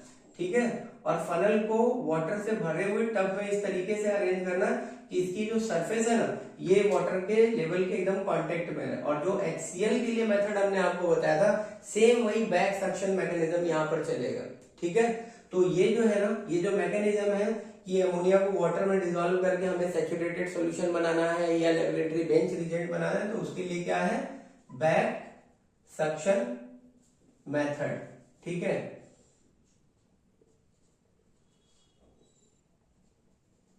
बैक सक्शन मेथड से हम इसे प्रिपेयर करेंगे, नोट करिए। अब ये नेक्स्ट केस है बच्चों, आपसे ये पूछा जाएगा मैन्युफैक्चर ऑफ अमोनिया। मैन्युफैक्चर का मतलब होता है कि किसी भी चीज को हमें industrial scale means large scale पर प्रिपेयर करना है, कॉमर्शियल स्केल पर प्रिपेयर करना है, तो उस मैकेनिज्म को क्या बोलते हैं, मैन्युफैक्चर। अब लेबोरेटरी में जो हम लोग बना रहे हैं वो तो बहुत थोड़ा सा है भाई, उससे तो कॉमर्शियल कुछ कर नहीं पाएंगे। ठीक है ना, तो इसके लिए एक साइंटिस्ट थे हेबर्ट, तो हेबर्ट साहब ने एक प्रोसेस डेवलप किया था जिसको आज हम लोग हेबर्ट्स प्रोसेस के नाम से जानते हैं। सिंपल मैकेनिज्म है, वहां पर होता क्या है कि जो नाइट्रोजन और हाइड्रोजन है उन्हें आपको 1:3 के रेशियो में लेना। नाइट्रोजन एंड हाइड्रोजन का मिक्सचर होगा, 1:3 का रेशियो होगा, मतलब 1 वॉल्यूम नाइट्रोजन और 3 वॉल्यूम क्या होगा, हाइड्रोजन। और इसे लेकर के हम बहुत ज्यादा कंप्रेस करेंगे। कंप्रेस करने का मतलब कि इस मिक्सचर का प्रेशर बहुत ज्यादा बढ़ाएंगे। हाई प्रेशर के साथ आप इसको जो है एक कैटालिटिक रिएक्शन में आगे ले जाओगे और वहां पर कैटलिस्ट क्या लेना है, fine divided iron powder. Iron जो है ना उसका बुरादा लेना है, आयरन का पाउडर लेना है, ये फाइन डिवाइडेड होगा। और आयरन के साथ जो है आप एक सुटेबल अमाउंट में मॉलिब्डेनम मिला देंगे, या अगर मॉलिब्डेनम नहीं है तो एल्यूमिनियम ऑक्साइड भी लिया जा सकता है। ठीक है ना, तो आयरन जो पाउडर है वो कैटलिस्ट का काम करेगा यहाँ पर, और मॉलिब्डेनम या एल्यूमिनियम ऑक्साइड जो है वो यहाँ पर कैटालिटिक प्रमोटर का काम करेगा। कैटलिस्ट वो सब्सटेंस होते हैं जो किसी रिएक्शन की स्पीड को एक्सेलरेट कर देते हैं, बढ़ा देते हैं। यूजुअली यहाँ पर पॉजिटिव कैटलिस्ट की बात हो रही है, इसलिए हमने एक्सेलरेशन की बात कही है। ठीक है ना, तो जो यहाँ पर आयरन है वो रिएक्शन की स्पीड को बढ़ा देगा, होता क्या है कि नाइट्रोजन और हाइड्रोजन बहुत आसानी से आपस में रिएक्ट नहीं करते।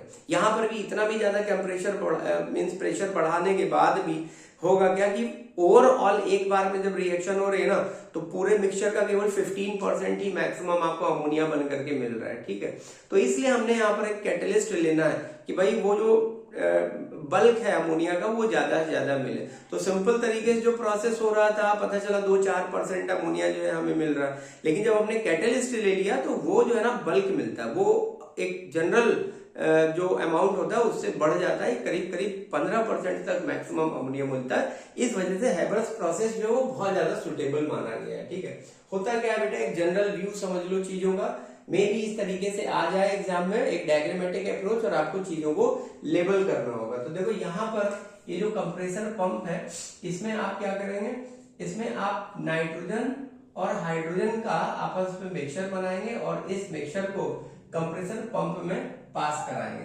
तो यहाँ पर देखिए आपने नाइट्रोजन ले लिया, नाइट्रोजन गैस, और ये कितना लिया, ये आपने 1 वॉल्यूम में लिया हुआ। ठीक है, वॉल्यूम मतलब लीटर होगा, मिलीलीटर होगा, बल्क में बना रहे हैं तो लीटर में ही लेंगे यहाँ पर, सीधी सी बात है। तो आपने यहाँ पर 1 लीटर सपोज नाइट्रोजन लिया, एक रेशियो है, इसी हिसाब से आगे बढ़ना है। 1 लीटर आपने क्या ले लिया, नाइट्रोजन, और 3 लीटर यहाँ पर आपने क्या ले लिया, हाइड्रोजन ले लिया। तो ये 1:3 के रेशियो में जो है चीजें मिक्स करके और एक यहाँ पर चेम्बर में पहुंचाएगी। ये चेम्बर क्या है, इसमें कंप्रेसर पंप लगे हुए हैं, तो इसलिए इसको कंप्रेसर चेम्बर या कंप्रेसर पंप चेम्बर बोलेंगे या कंप्रेसर टावर बोलेंगे। तो यहाँ ये नाइट्रोजन और हाइड्रोजन का मिक्सचर पहुंचा। ठीक है, लेकिन उससे पहले एक चीज बहुत ध्यान देने वाली बात है, ये जो नाइट्रोजन और ये हाइड्रोजन है ना, ये बहुत ज्यादा प्योर होने चाहिए, क्योंकि अगर ये प्योर नहीं है, नाइट्रोजन और हाइड्रोजन में इम्प्योरिटी हो, सपोज वाटर वेपर प्रेजेंट है, सपोज हाइड्रोजन सल्फाइड प्रेजेंट है, कार्बन डाइऑक्साइड प्रेजेंट है, कार्बन मोनोऑक्साइड प्रेजेंट है, तो यूजुअली ये जो सारे नाम लिए हैं, carbon dioxide, carbon monoxide, hydrogen sulphide या वाटर वेपर, तो ये जो है ना, ये इस मिक्सचर को पहले तो इम्प्योर बना रहा है, और इम्प्योरिटी से एज सच कोई बहुत बड़ा वो फर्क नहीं पड़ेगा हाइड्रोजन और नाइट्रोजन की रिएक्शन पे। फर्क कहां पड़ेगा, फर्क यहां पर पड़ेगा कैटालिटिक चेंबर में। ये जो इम्प्योरिटीज है ये यहाँ पर कैटालिटिक पॉइजन का काम करेंगे। जो आयरन है ना, आयरन की सरफेस को ये ब्लॉक कर देंगे। अब आयरन की सरफेस ब्लॉक हो गई, सपोज ऐसे ही समझो कि हमने अपने हाथ में ये मार्कर पकड़ रखे, अब ये मेरा हाथ पूरी तरीके से बिजी है, अब इसी में हम एट द टाइम सेम इसी समय हम कोई दूसरी चीज यहाँ पर लाना चाहे तो क्या आ सकता है, नहीं आ पाएगा ना, ये तो पूरा इंगेज है। तो ऐसे ही क्या होगा कि जो आयरन है, आयरन की सरफेस ब्लॉक हो जाएगी बिकॉज ऑफ द इम्प्योरिटीज, जो वहां पर नाइट्रोजन और हाइड्रोजन में इम्प्योरिटीज होंगे वो सरफेस को ब्लॉक कर देंगे, कैटालिटिक पॉइजन का काम करेंगे। एक क्वेश्चन ये भी पूछा जाता है कि नाइट्रोजन और हाइड्रोजन पूरी तरह प्योर क्यों होने चाहिए, तो प्योर इसीलिए होने चाहिए कि वो जो इम्प्योरिटीज है वो यहाँ पर कैटलिस्ट को ब्लॉक कर देंगे, कैटलिस्ट बिल्कुल वर्क नहीं कर पाएगा क्योंकि ये इम्प्योरिटीज उसके कैटालिटिक पॉइजन का काम करेंगे। ठीक है, तो बेटा यहां से आपने प्रेशर बढ़ाया और प्रेशर यहां बढ़ा करके आपको कितना रखना है, करीब करीब 200 एटमॉस्फेयर। ठीक है, 200 एटमॉस्फेरिक प्रेशर आप यहाँ पर डेवलप करेंगे। 1 एटमॉस्फेयर कितना होता है, 760 mm ऑफ Hg, तो सोचो उसका 200 गुना आपको यहाँ पर बढ़ाना है। एंड इसके बाद कैटालिटिक चेंबर में जाएंगे, तो ये जो कैटालिटिक चेंबर है ना, इसको इलेक्ट्रिकली हीट करके रखा जाएगा, है ना, और यहाँ पर टेम्परेचर कितना होगा, तो ये टेम्परेचर करीब करीब 500 डिग्री सेल्सियस के आसपास होगा। 450 से ही प्रोसेस शुरू हो जाएगा, लेकिन 500 डिग्री सेल्सियस तक, सेंटीग्रेड तक आपको यहाँ पर टेम्परेचर मेंटेन करके रखना है। और जैसे ही नाइट्रोजन और हाइड्रोजन का ये मिक्सचर कैटालिटिक चेंबर में आएगा तो यहाँ पर रिएक्शन होना स्टार्ट हो जाएगा। एंड रिएक्शन के बाद करीब करीब 15% जो है आपका अमोनिया प्रोड्यूस होगा, पूरे मिक्सचर का करीब 15% अमोनिया प्रोड्यूस होगा, और वो अमोनिया कंडेंसर पाइप्स में भेजा जाएगा। ठीक है, कंडेंसर पाइप का मतलब जो टेम्परेचर यहाँ पर बहुत हाई है। ठीक है, अब हम कंडेंसर की तरफ जब इस गैस को पास कराएंगे, इस पूरे मिक्सचर को पास कराएंगे, तो वहां जाकर के वो कूल होगा, ठंडा होगा। क्यों, क्योंकि ये जो पाइप है ना, इनके चारों तरफ, सपोज ये पाइप है, तो ये पाइप के चारों तरफ इस तरीके से एक जैकेट बनाई हुई है और यहाँ पर एकदम आइस चिल्ड वाटर को लगातार पास किया जा रहा है। तो ये पाइप ठंडे होंगे और इसके अंदर जो मिक्सचर पास हो रहा है, जो भी चीज यहाँ पर पास हो रही वो भी ठंडी हो जाएगी, कूल हो जाएगी। तो कंडेंसर पाइप लगे हुए हैं, कंडेंसर लगे विद कूलिंग पाइप, और यहाँ से अब ये जो चीज आगे पास होगी ये क्या है, ये हमारी अमोनिया गैस है। और अमोनिया गैस के साथ अनयूज्ड जो हाइड्रोजन और नाइट्रोजन है वो भी है। तो अमोनिया गैस को यहाँ पर पास कराया गया, कहाँ पर, देखिए लिक्विड अमोनिया, कहा जा रहा है कि जो ये कंडेंसर पाइप से जो हम अमोनिया ऑब्टेन करेंगे वो लिक्विड फॉर्म में मिलेगी। मींस इस अमोनिया को हम भेजेंगे किसी ऐसी जगह जहां पर बैक सक्शन मैकेनिज्म के थ्रू अमोनिया को वाटर में डिसॉल्व कर दिया जाएगा और अमोनिया जो है लिक्विड फॉर्म में हमें मिलेगा। ठीक है, एक ये तरीका किया जा सकता है, वो हो जाएगा एक्वा सॉल्यूशन ऑफ अमोनिया। लेकिन हमें वो नहीं अपनाना है। अगर पूछा जाए कि भाई अगर हम यहीं से आगे वाटर में डिसॉल्व कर दें तो क्या होगा, तो यहाँ से डायरेक्ट वाटर में डिसॉल्व कर दें तब तो अमोनिया का सोल्यूशन मिलेगा ना। लेकिन हमें क्या करना है, हमें अमोनिया को as it is pure form में ऑब्टेन करना है। तो प्योर फॉर्म में ऑब्टेन करने के लिए बेटा क्या करना है, यहाँ से ये जो अमोनिया है ना, इसको किसी ऐसी जगह पास कराएंगे जहां पर कंडेंसर लगे हों और अमोनिया गैस का प्रेशर बढ़ा करके वो उसे लिक्विफाई कर दे, कंडेंस कर दे, तो ये आपका लिक्विड अमोनिया हो जाएगा। ठीक है, दो चीजें हैं, प्योर बनाने के लिए कंडेंसर से उसको प्रेशर बढ़ा देंगे, अमोनिया लिक्विफाई हो जाएगा। ठीक है, लिक्विड अमोनिया। और अगर हमें उसका सॉल्यूशन बनाना है तो यहां से हम बैक सक्शन मैकेनिज्म का इस्तेमाल करेंगे। ठीक है, इस जगह से। अब आइए देखते हैं कि रिएक्शन किस तरीके से हो रही है। अच्छा, एक चीज और, जो यहाँ पर अनरिएक्टेड वॉल्यूम होगा गैसेस का, उसको देखो वापस से ये कंप्रेस किया गया है कंप्रेसर पंप में, है ना, फिर से यहाँ कूलिंग टावर से निकाल करके फिर से कंप्रेसर पंप पे पहुंचाया गया, ताकि आगे जाकर के कैटालिटिक चेंबर में फिर से रिएक्शन करे और फिर से यही प्रोसेस चले। तो एक तरीके से कह सकते हो ये साइक्लिक प्रोसेस है। ठीक है, होता क्या है, आपने नाइट्रोजन ले लिया और हाइड्रोजन ले लिया और इसका रिएक्शन कराना शुरू कराया। यहाँ पर देखिए आयरन जो है कैटलिस्ट का काम कर रहा है और इसके साथ ज्यादातर MO मींस मोलिब्डेनम लिया जाता है। इसके अलावा आप एल्यूमिनियम ऑक्साइड भी ले सकते हैं। एटमॉस्फेरिक प्रेशर जो होता है उसका करीब 200 टाइम यहाँ पर बढ़ा देंगे, इतने एटमॉस्फेरिक प्रेशर में, और करीब 500 डिग्री सेल्सियस टेम्परेचर पर रिएक्शन रन करेगी और फॉर्मेशन हो जाएगा अमोनिया का NH3 बन गया। ठीक है बच्चों, तो ये आप यहाँ पर 2NH3 लगाएंगे, है ना, ये 1:3 का रेशियो है और अमोनिया कितना मिल रहा है, 2 वॉल्यूम। ठीक, और ये जो प्रोड्यूस हुआ है ये है क्या, ये केवल 15% है। रीजन क्यों 15% ही क्यों मिल रहा है, तो रीजन ये है कि जितना ये रिएक्शन फॉरवर्ड डायरेक्शन में जा रहा है, ये आगे ऐसे जा रहा है ना, ये फॉरवर्ड डायरेक्शन हो गया, ये अमोनिया बैकवर्ड अपना डिकम्पोजिशन भी शो करता है।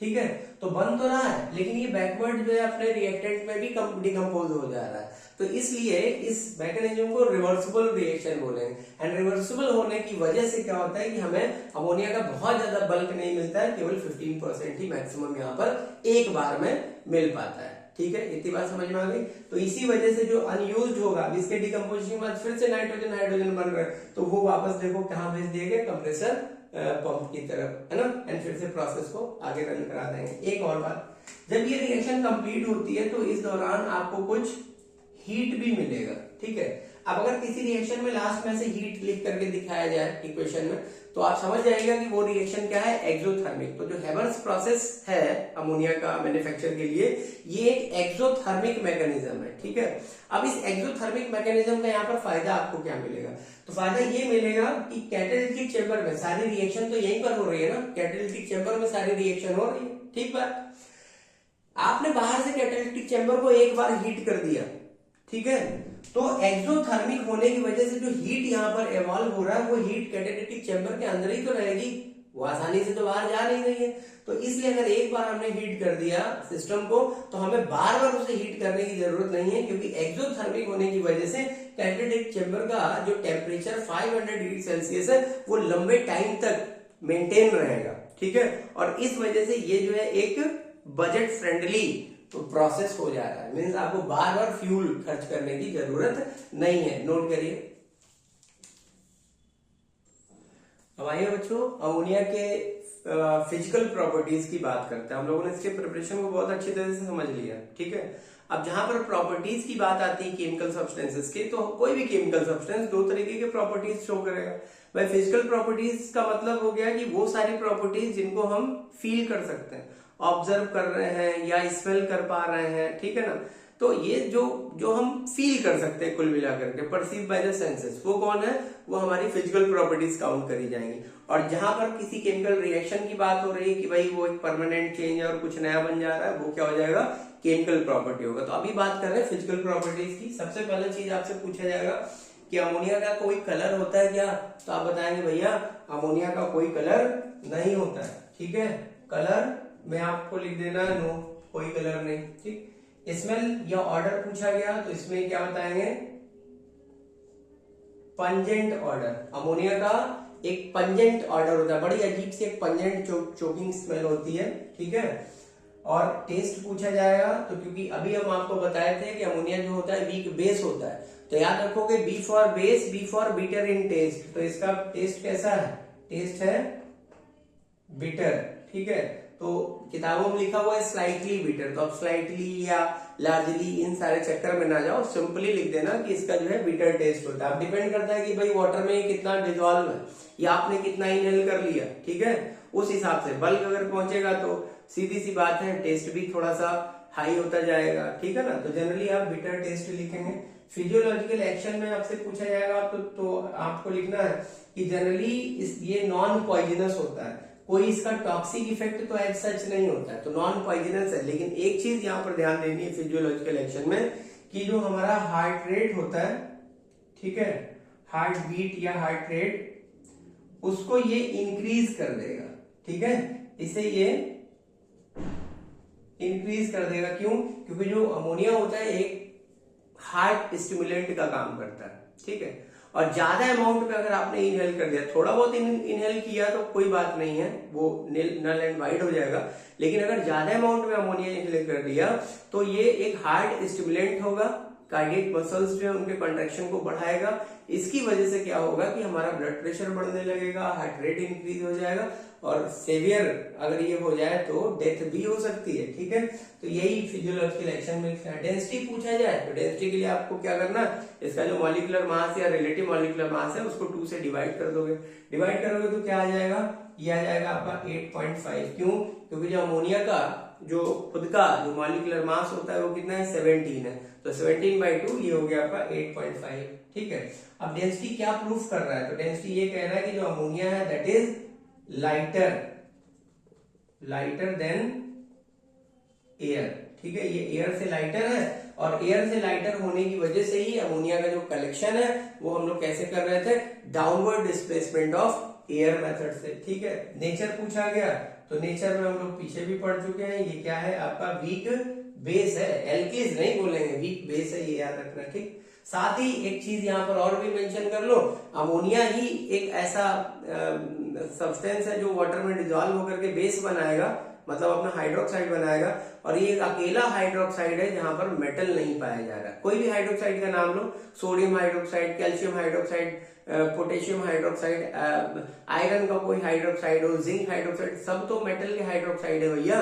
अमोनियम हाइड्रोक्साइड केवल एक ऐसा हाइड्रोक्साइड है जहां पर मेटल नहीं पाया जा रहा है। ठीक है, तो वीक बेस है और अपने आप में एक स्पेशल कैटेगरी है बेस की जहां पर मेटल नहीं है। ठीक है, लिक्विफिकेशन क्या है, तो लिक्विफिकेशन ये पॉइंट थोड़ा इंपॉर्टेंट हो सकता है, बीएमआई हो सकता है। कैसे, अगर ammonia, pure ammonia means dry ammonia gas को 10 डिग्री सेल्सियस पर लगातार हम रख रहे हैं। ठीक है, 10 डिग्री सेल्सियस पर एक कंटेनर में हम उसको लगातार इतना टेम्परेचर मेंटेन करके रख रहे हैं, और लगातार इस टेम्परेचर के साथ साथ वहां पर हमने 6 एटमॉस्फेरिक प्रेशर भी मेंटेन कर रखा, मतलब इतना टेम्परेचर और इतना प्रेशर अगर लगातार हम मेंटेन कर पा रहे हैं अमोनिया गैस का किसी कंटेनर में, तो वो जो है ना आसानी से लिक्विफाई हो जाएगी, और तब हम उसे क्या बोलेंगे, लिक्विड अमोनिया बोलेंगे। ठीक है, अब सॉल्युबिलिटी की बात कही जाए तो yes this is soluble into water, है ना, ये टिक लगा दिया, इसका मतलब कि वाटर में ये सॉल्युबल है इन एनी प्रोपोर्शन, और वाटर में बहुत अच्छे से इसको डिसॉल्व करने के लिए बार बार बोल रहे हैं कौन सा मेथड यूज होगा, बैक सक्शन मैकेनिज्म। नोट करो, ये सारे बीएमआई पॉइंट्स हैं, जल्दी से नोट करिए। अब आइए बच्चों फाउंटेन एक्सपेरिमेंट की बात करते हैं। सिंपल सा एक्सपेरिमेंट है, HCl में जो मैकेनिज्म आपने अपनाया था सेम मैकेनिज्म है, बस चीजों में थोड़ा सा बदलाव किया गया है। यहाँ पर जो नीचे बीकर था HCl के केस में, यहाँ पर आपने देखिए ब्लू लिटमस लिया था, ठीक है ना। अमोनिया के केस में आपको क्या लेना है, रेड लिटमस सॉल्यूशन यहाँ पर लेना है। ठीक, क्यों, क्योंकि अमोनिया जो है ना वो एक बेस सब्सटेंस है, और जो बेस सब्सटेंस होते हैं वो ब्लू लिटमस पर इफेक्ट नहीं करेंगे, वो क्या करेंगे, वो रेड लिटमस पर इफेक्ट करेंगे। तो यहाँ पर एक्सपेरिमेंट को समझने के लिए कि अमोनिया की सॉल्युबिलिटी वाटर में हो रही है कि नहीं, भाई अमोनिया वाटर में सॉल्युबल है कि नहीं, ये चेक करने के लिए हमें यहाँ पर ऑब्वियसली रेड लिटमस सॉल्यूशन लेना होगा, ठीक है। और जब अमोनिया वाटर में डिजॉल्व होगा, ठीक, या आप कह सकते हो सिंपली जब अमोनिया इस सॉल्यूशन के कांटेक्ट में आएगा, रेड लिटमस के कांटेक्ट में, और ये लिटमस का कलर अगर चेंज हो रहा है, ये रेड से ब्लू हो जा रहा है, तो हम समझ जाएंगे कि ammonia is soluble into water, ठीक है। तो आइए एक्सपेरिमेंट में जो सेटअप है वो क्या है, आपने एक फ्लास्क लिया हुआ है, फ्लास्क के साथ एक ये कॉर्क लगा करके देखिए आपने एक जेट ट्यूब जोड़ रखी है। जेट ट्यूब का जो लास्ट एंड है उसका एक एंड आप कह सकते हो आपने एक बीकर में रखा हुआ, और बीकर जो भरा हुआ है रेड लिटमस सॉल्यूशन से, ठीक है। और जो ये फ्लास्क लगाया हुआ है जिसमें हमने ये जेट ट्यूब का अरेंजमेंट किया है, इस फ्लास्क में अलोंग विद आपने एक ड्रॉपर भी ले रखा है, ठीक। एंड इस ड्रॉपर में यहाँ पर बहुत थोड़ा सा आपने जो है कह सकते हैं कि या कह सकते हैं कि इस ड्रॉपर में आपने पानी भर रखा है, प्योर वाटर इस ड्रॉपर में आपने भर रखा है। इसका क्या है ये भी आगे बताते हैं। साथ ही अमोनिया जो है ना, ये जो फ्लास्क है ये ड्राई अमोनिया गैस से पूरी तरीके से भरा हुआ है, ये पॉइंट आपको याद रखना है, ठीक है। और अब किया क्या, जब ये पूरा सेटअप आपने इस तरीके से अरेंज कर लिया, तो देखो ये जो ड्रॉपर है ना, इस ड्रॉपर को हमने ऐसे करके यूं पिंच किया, ऐसे दबाया। तो जब ड्रॉपर को दबाएंगे तो यहाँ से वाटर स्क्वीज होकर के कहां पर गिरेगा, फ्लास्क के अंदर ही तो गिरेगा यार, कॉर्क से जोड़ रखा है ना, सीधी सी बात है, कोई चीज बाहर नहीं आएगी। अब इसको ऐसे दबाया तो वाटर स्क्वीज होकर के कहां गया, फ्लास्क के अंदर है। और जैसे ही वाटर फ्लास्क के अंदर आया तो उसने क्या किया, some what volume of the ammonia, जो भी यहाँ पर अमोनिया का वॉल्यूम प्रेजेंट है उसमें से थोड़े से अमोनिया को क्या कर लिया, अपने साथ डिसॉल्व कर लिया। और जैसे ही अमोनिया को इसने अपने साथ डिसॉल्व कर लिया, यहाँ पर एक एम्प्टी स्पेस डेवलप हो जाएगा फ्लास्क के अंदर। फ्लास्क के अंदर क्या बन जाएगा बेटा, एक एम्प्टी स्पेस बन जाएगा, मतलब कुछ वैक्यूम टाइप का जनरेट होगा। और उस वैक्यूम स्पेस या एम्प्टी स्पेस को वापस से फुलफिल करने के लिए, ओवरकम करने के लिए, ये जो कैपिलरी ट्यूब है ना, जेट ट्यूब, इसके अंदर एक सक्शन फोर्स जनरेट होगा। उसी सक्शन फोर्स को पुल फोर्स भी कहोगे। एंड इस पुल फोर्स की वजह से यहाँ पर जो रेड लिटमस सॉल्यूशन है ये इस कैपिलरी में रेज करने लगेगा, और तेजी से रेज करता हुआ ये ऊपर की तरफ आएगा। और जैसे ही ये जेट ट्यूब के नोजल से ये सॉल्यूशन बाहर आएगा, फ्लास्क में बाहर आएगा, लाइक ए फाउंटेन, प्रेशर यहाँ पर हाई है जिसकी वजह, ये जेट ट्यूब है ना, नोजल इसका ऐसे आगे पॉइंटेड हो गया, तो यहाँ पर प्रेशर हाई होने की वजह से फाउंटेन की शक्ल में बाहर आएगा। और आप क्या देखेंगे, अरे ये फाउंटेन तो ब्लू हो गया, क्या बात है यार, रेड हमने सॉल्यूशन लिया था लेकिन फाउंटेन जो ऊपर दिखाई दे रहे हैं वो ब्लू है। तो वो ब्लू बेटा इसीलिए है कि अगर अमोनिया यहाँ स्क्वीज किए हुए वाटर में डिसॉल्व ना हुआ होता तो यहाँ पर वैक्यूम नहीं जनरेट होता, और अगर वैक्यूम नहीं जनरेट होता तो ये सॉल्यूशन ऊपर रेज नहीं करता। ये सॉल्यूशन जब तक ऊपर रेज नहीं करता अमोनिया के कांटेक्ट में नहीं आता, और अमोनिया के कांटेक्ट में आया, इस सॉल्यूशन में भी तो वाटर है, सॉल्यूशन में भी तो वाटर है, अमोनिया डिसॉल्व होना शुरू हुआ, और डिसॉल्व होने के बाद जब अमोनिया ने रिएक्शन करी तो सीधी सी बात है, रेड लिटमस को उसने किसमें टर्न कर दिया, ब्लू लिटमस में। तो ये जो एक्सपेरिमेंट है, फाउंटेन एक्सपेरिमेंट, चाहे HCl में पूछा जाए चाहे अमोनिया में पूछा जाए, ये बहुत ही भयंकर मोस्ट इंपॉर्टेंट है, बहुत ही भयंकर मोस्ट इंपॉर्टेंट मीन्स BBMIQ आप इसे बोल सकते हैं। ये क्वेश्चन सॉल्युबिलिटी ऑफ अमोनिया को प्रूफ करने के लिए दिया जाता है एक्सपेरिमेंट, कि भाई बताओ अमोनिया जो है सॉल्युबल है कि नहीं। साथ में यहाँ पर आप देखिए अमोनिया के नेचर को भी देख ले रहे हैं कि अमोनिया बेसिक नेचर का है। वहीं पर अगर HCl होता तो HCl क्या करता, ब्लू को रेड करता, मतलब वो एसिडिक नेचर का है। टिंग टोंग, नोट करिए, जल्दी नोट करिए।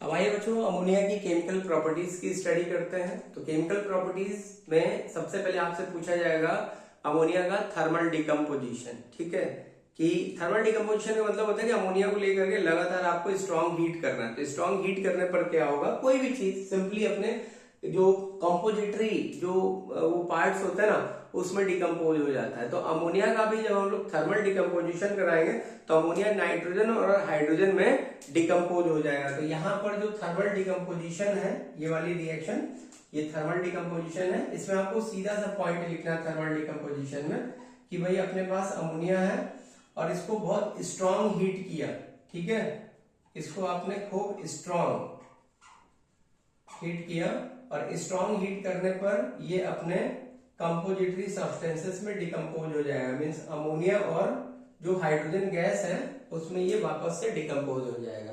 तो पहली रिएक्शन आपको ये लिखनी है, ठीक है। दूसरा आपसे पूछा जाएगा भाई रिएक्शन विद एसिड्स, कि अमोनिया को अगर हम एसिड्स के साथ रिएक्ट करा दें तो क्या होगा। तो इस रिएक्शन को बहुत ध्यान से समझिएगा। यहाँ पर दो चीजें हम आपको बता रहे हैं, इक्वेशनल एक फॉर्मेट आप समझ लेंगे। अगर इक्वेशनल फॉर्मेट आपकी ग्रिप में है तो आप इक्वेशन बना लोगे, ठीक है ना। तो आओ देखते हैं। आपसे कहा गया कि भाई अमोनिया है, ठीक बात है। अमोनिया का नेचर यहाँ पर याद रखो, अमोनिया क्या है, बेस है ना, अमोनिया तो बेस है।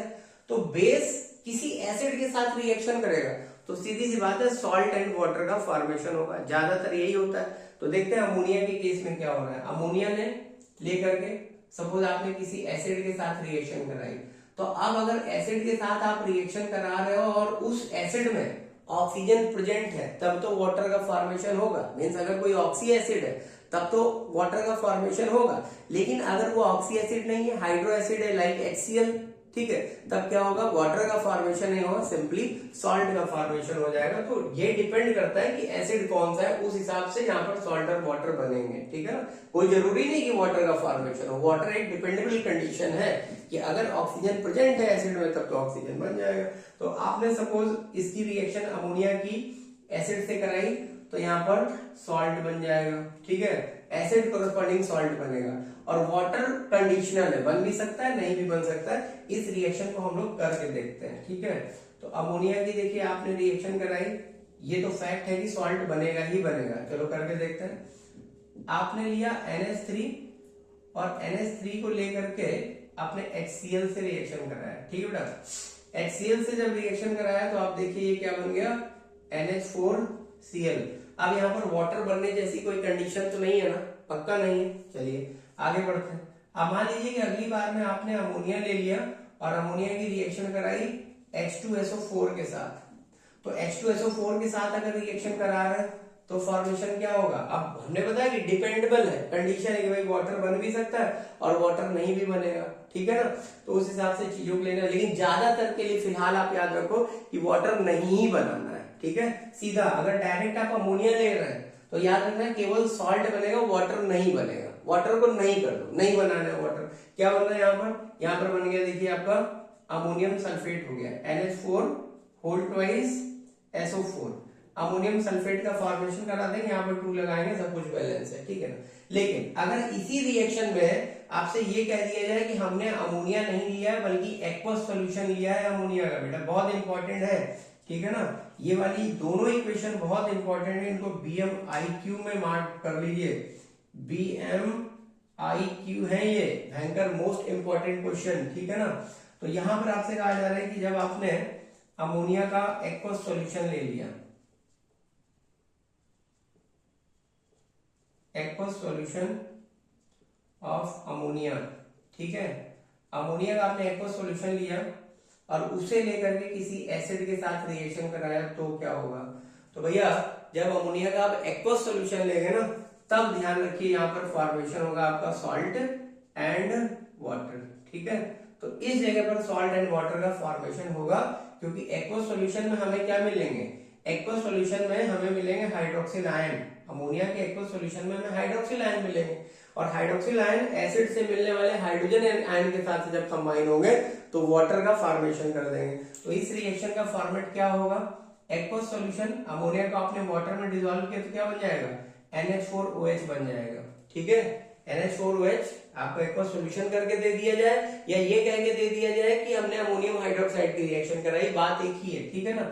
ये किया, मान लीजिए HCl के साथ रिएक्शन कराई तो HCl के साथ रिएक्शन होने पर ये हाइड्रोजन और हाइड्रोक्सिल आपस में जुड़ करके फॉर्मेशन करेंगे वाटर का, और क्लोरीन और अमोनियम आपस में जुड़ेंगे, कंबाइन होंगे, क्या बन जाएगा बेटा, NH4Cl बन जाएगा और यहाँ पर आपने H2O बना दिया, ठीक। तो यहाँ पर देखिए सॉल्ट एंड वाटर बन रहा है। इसी तरीके से मान लेते हैं कि आपने अमोनियम हाइड्रोक्साइड को लेकर के सल्फ्यूरिक एसिड के साथ रिएक्शन करा दिया H2SO4, तो सल्फ्यूरिक एसिड के साथ रिएक्शन करा रहे हैं एंड लगातार यहाँ पे टेम्परेचर 200 से अबव रखना है।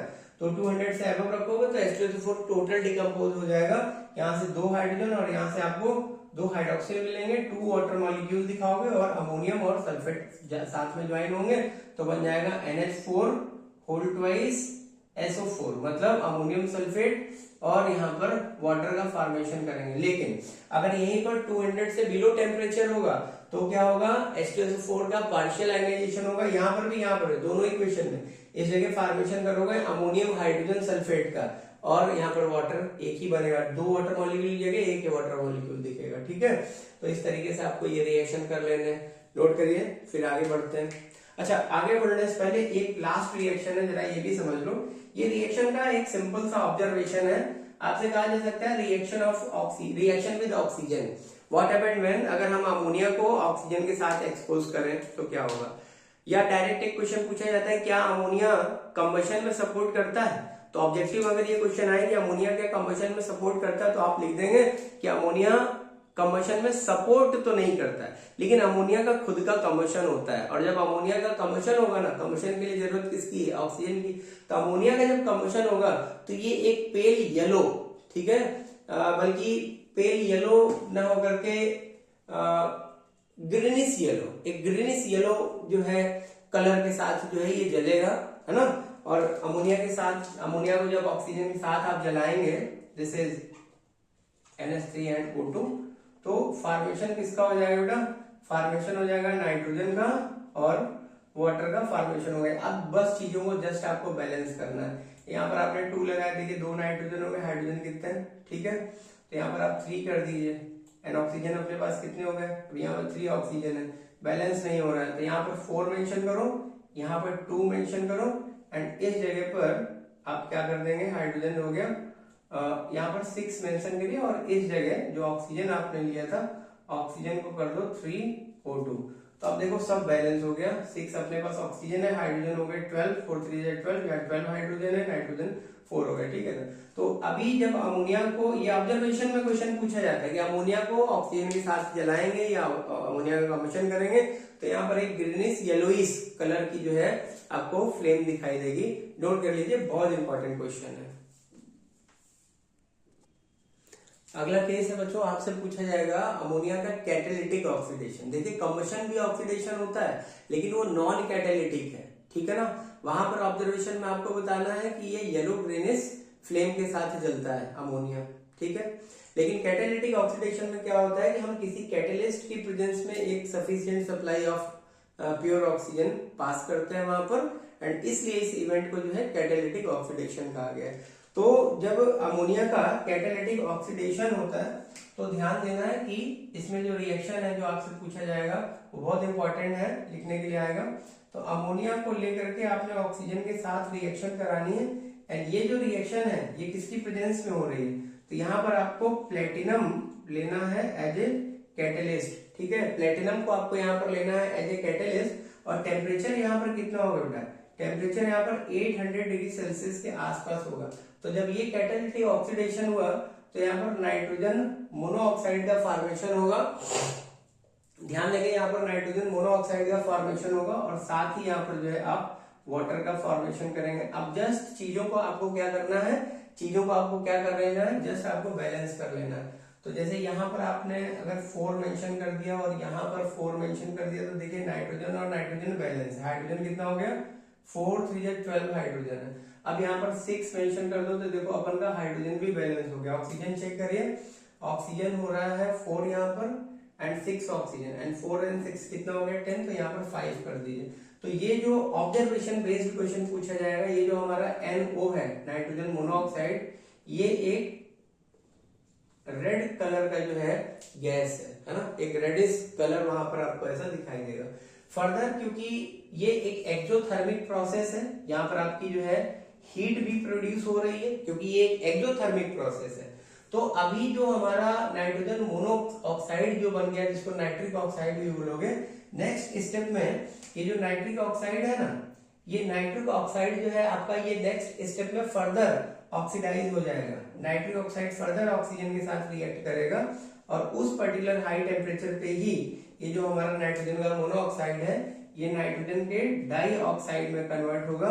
तो जब ये नाइट्रोजन के डाई ऑक्साइड में कन्वर्ट होगा तो आपको ध्यान देना है कि इसका कलर आपसे पूछा जाता है क्या है। ऑब्जर्वेशन बेस्ड ये क्वेश्चन पूछा जाता है, या डायरेक्ट ऐसे भी आया है कि right the catalytic oxidation of ammonia. तो ये भी बहुत BMI क्वेश्चन है बेटा, ठीक है, दिस इज BMIQ, है ना। भयंकर मोस्ट इंपॉर्टेंट क्वेश्चन, इसको भी याद करना। तो ये रेडिश जो गैस है फर्स्ट स्टेप में बन रहा है, ये कौन है, ये आपका नाइट्रोजन मोनोऑक्साइड है। एंड बाद में क्या बन रहा है, नाइट्रोजन डाइऑक्साइड। और जो नाइट्रोजन डाइऑक्साइड है, ठीक है ना, इसका कलर क्या है, तो इसका कलर है रेडिश ब्राउन। ठीक है, तो पूछा जाएगा ऑब्जर्वेशन में कि जो दो गैस मिलते हैं, पहला रेड होता है, दूसरा रेडिश ब्राउन, तो वो कौन है, तो आपको यहाँ पर nitrogen monoxide and nitrogen dioxide respectively mark करना बहुत इंपॉर्टेंट है, नोट करिए। नेक्स्ट इक्वेशन है या रिएक्शन बच्चों पूछा जाता है, ये बहुत इंपॉर्टेंट रिएक्शन है। पूछा जाता है कि क्लोरीन के साथ अमोनिया किस तरीके से रिएक्ट कर रहा है। तो क्लोरीन के साथ अमोनिया की रिएक्शन की दो कंडीशन है, ठीक है ना। एक बार आपको क्लोरीन क्या करना है, इनसफिशिएंट अमाउंट में रखना है, मतलब क्लोरीन वहां पर इनसफिशिएंट होगा, और या आप कह सकते हो कि लेस अमाउंट में है। और दूसरी बार में क्लोरीन वहां पर क्या हो गया, एक्सेस अमाउंट में हो गया। और ये जो रिएक्शन है ना, ये रिएक्शन अमोनिया के रिड्यूसिंग नेचर को भी एग्जिबिट करने के लिए पूछी जाती है। इस जगह पर जो अमोनिया है ना, वो एक रिड्यूसिंग एजेंट का काम कर रहा है। रिड्यूसिंग एजेंट मींस अपना रिड्यूसिंग नेचर एग्जिबिट करेगा।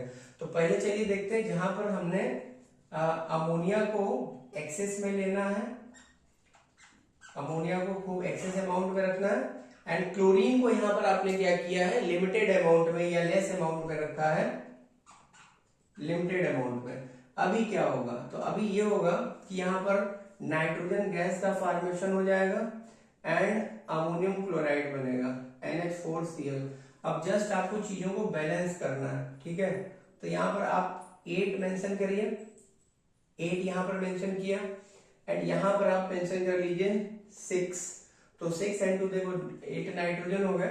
हाइड्रोजन को जरा चेक करो बेटा, तो 8 3 जा 24, और यहां पर क्या है 6 4 जा 24, तो हाइड्रोजन अपने बैलेंस हो गए।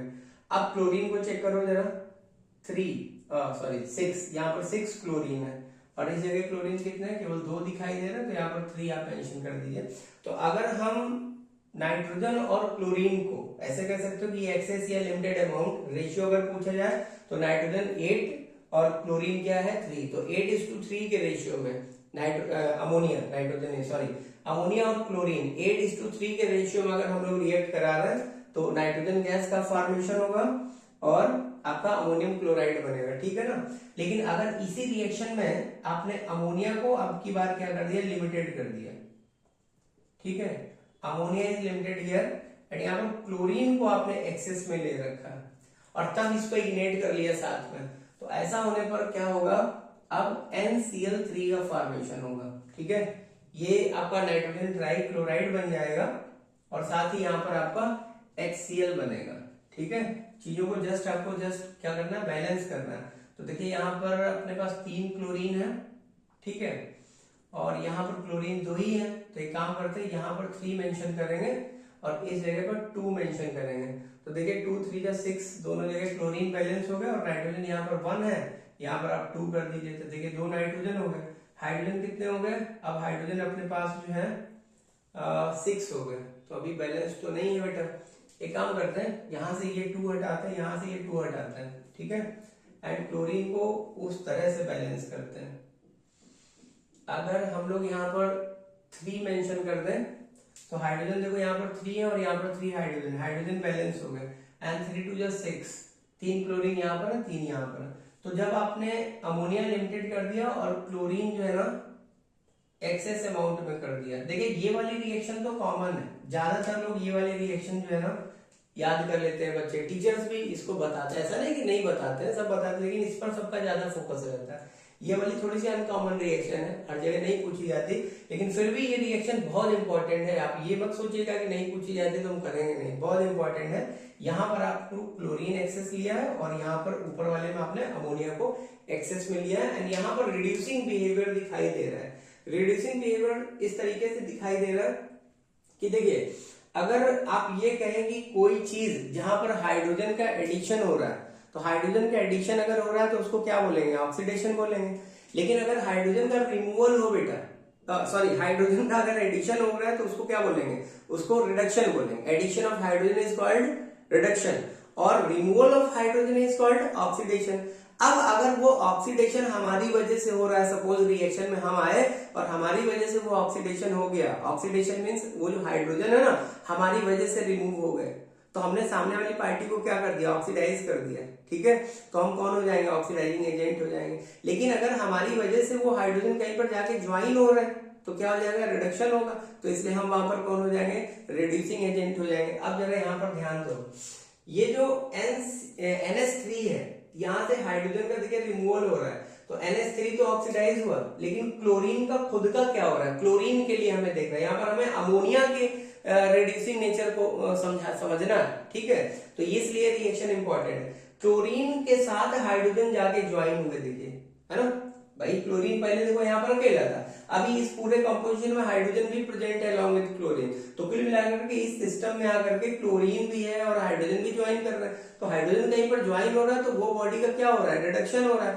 और ये रिडक्शन किसकी वजह से हुआ, अमोनिया की वजह से ही तो हुआ, तो इसलिए यहाँ पर अमोनिया क्या है, रिड्यूसिंग एजेंट है। तो ये रिएक्शन विद क्लोरीन जो है ना ऐसे करके भी पूछा जा सकता है, या ये पूछ लिया जाए कि एक ऐसी रिएक्शन दिखाइए जहां पर अमोनिया का रिडक्शन जो है, रिड्यूसिंग प्रॉपर्टी वो एग्जिबिट हो रही है, अमोनिया चीजों का रिडक्शन कर रहा है, ठीक है बेटा, बहुत इंपॉर्टेंट इक्वेशन है, इसे आप कर लो। अच्छा एक चीज और इसमें ऑब्जर्वेशन पूछा जाता है, ऑब्जर्वेशन ये है कि जब ये हमें कैसे पता लगेगा कि ये रिएक्शन कंप्लीट हो गई, चाहे यहाँ पर या यहाँ पर रिएक्शन कैसे कंप्लीट हो गई, ये कैसे पता लगेगा, ये ऐसे पता लगेगा कि जो क्लोरीन का खुद का कलर होता है वो ग्रीनिश येलो होता है, अगर रिएक्शन में ग्रीनिश येलो कलर डिसअपियर हो जा रहा है तो आप समझ जाओगे कि जो आपने क्लोरीन लिया था वो पूरी तरीके से कंज्यूम कर लिया गया। जल्दी से नोट करिए, और प्लीज अगर समझ में आ रहा है तो दोस्तों बीच में शेयर करो, वायरल करो, अभी तक अगर आपने सब्सक्राइब नहीं किया तो प्लीज सब्सक्राइब करो, ठीक है,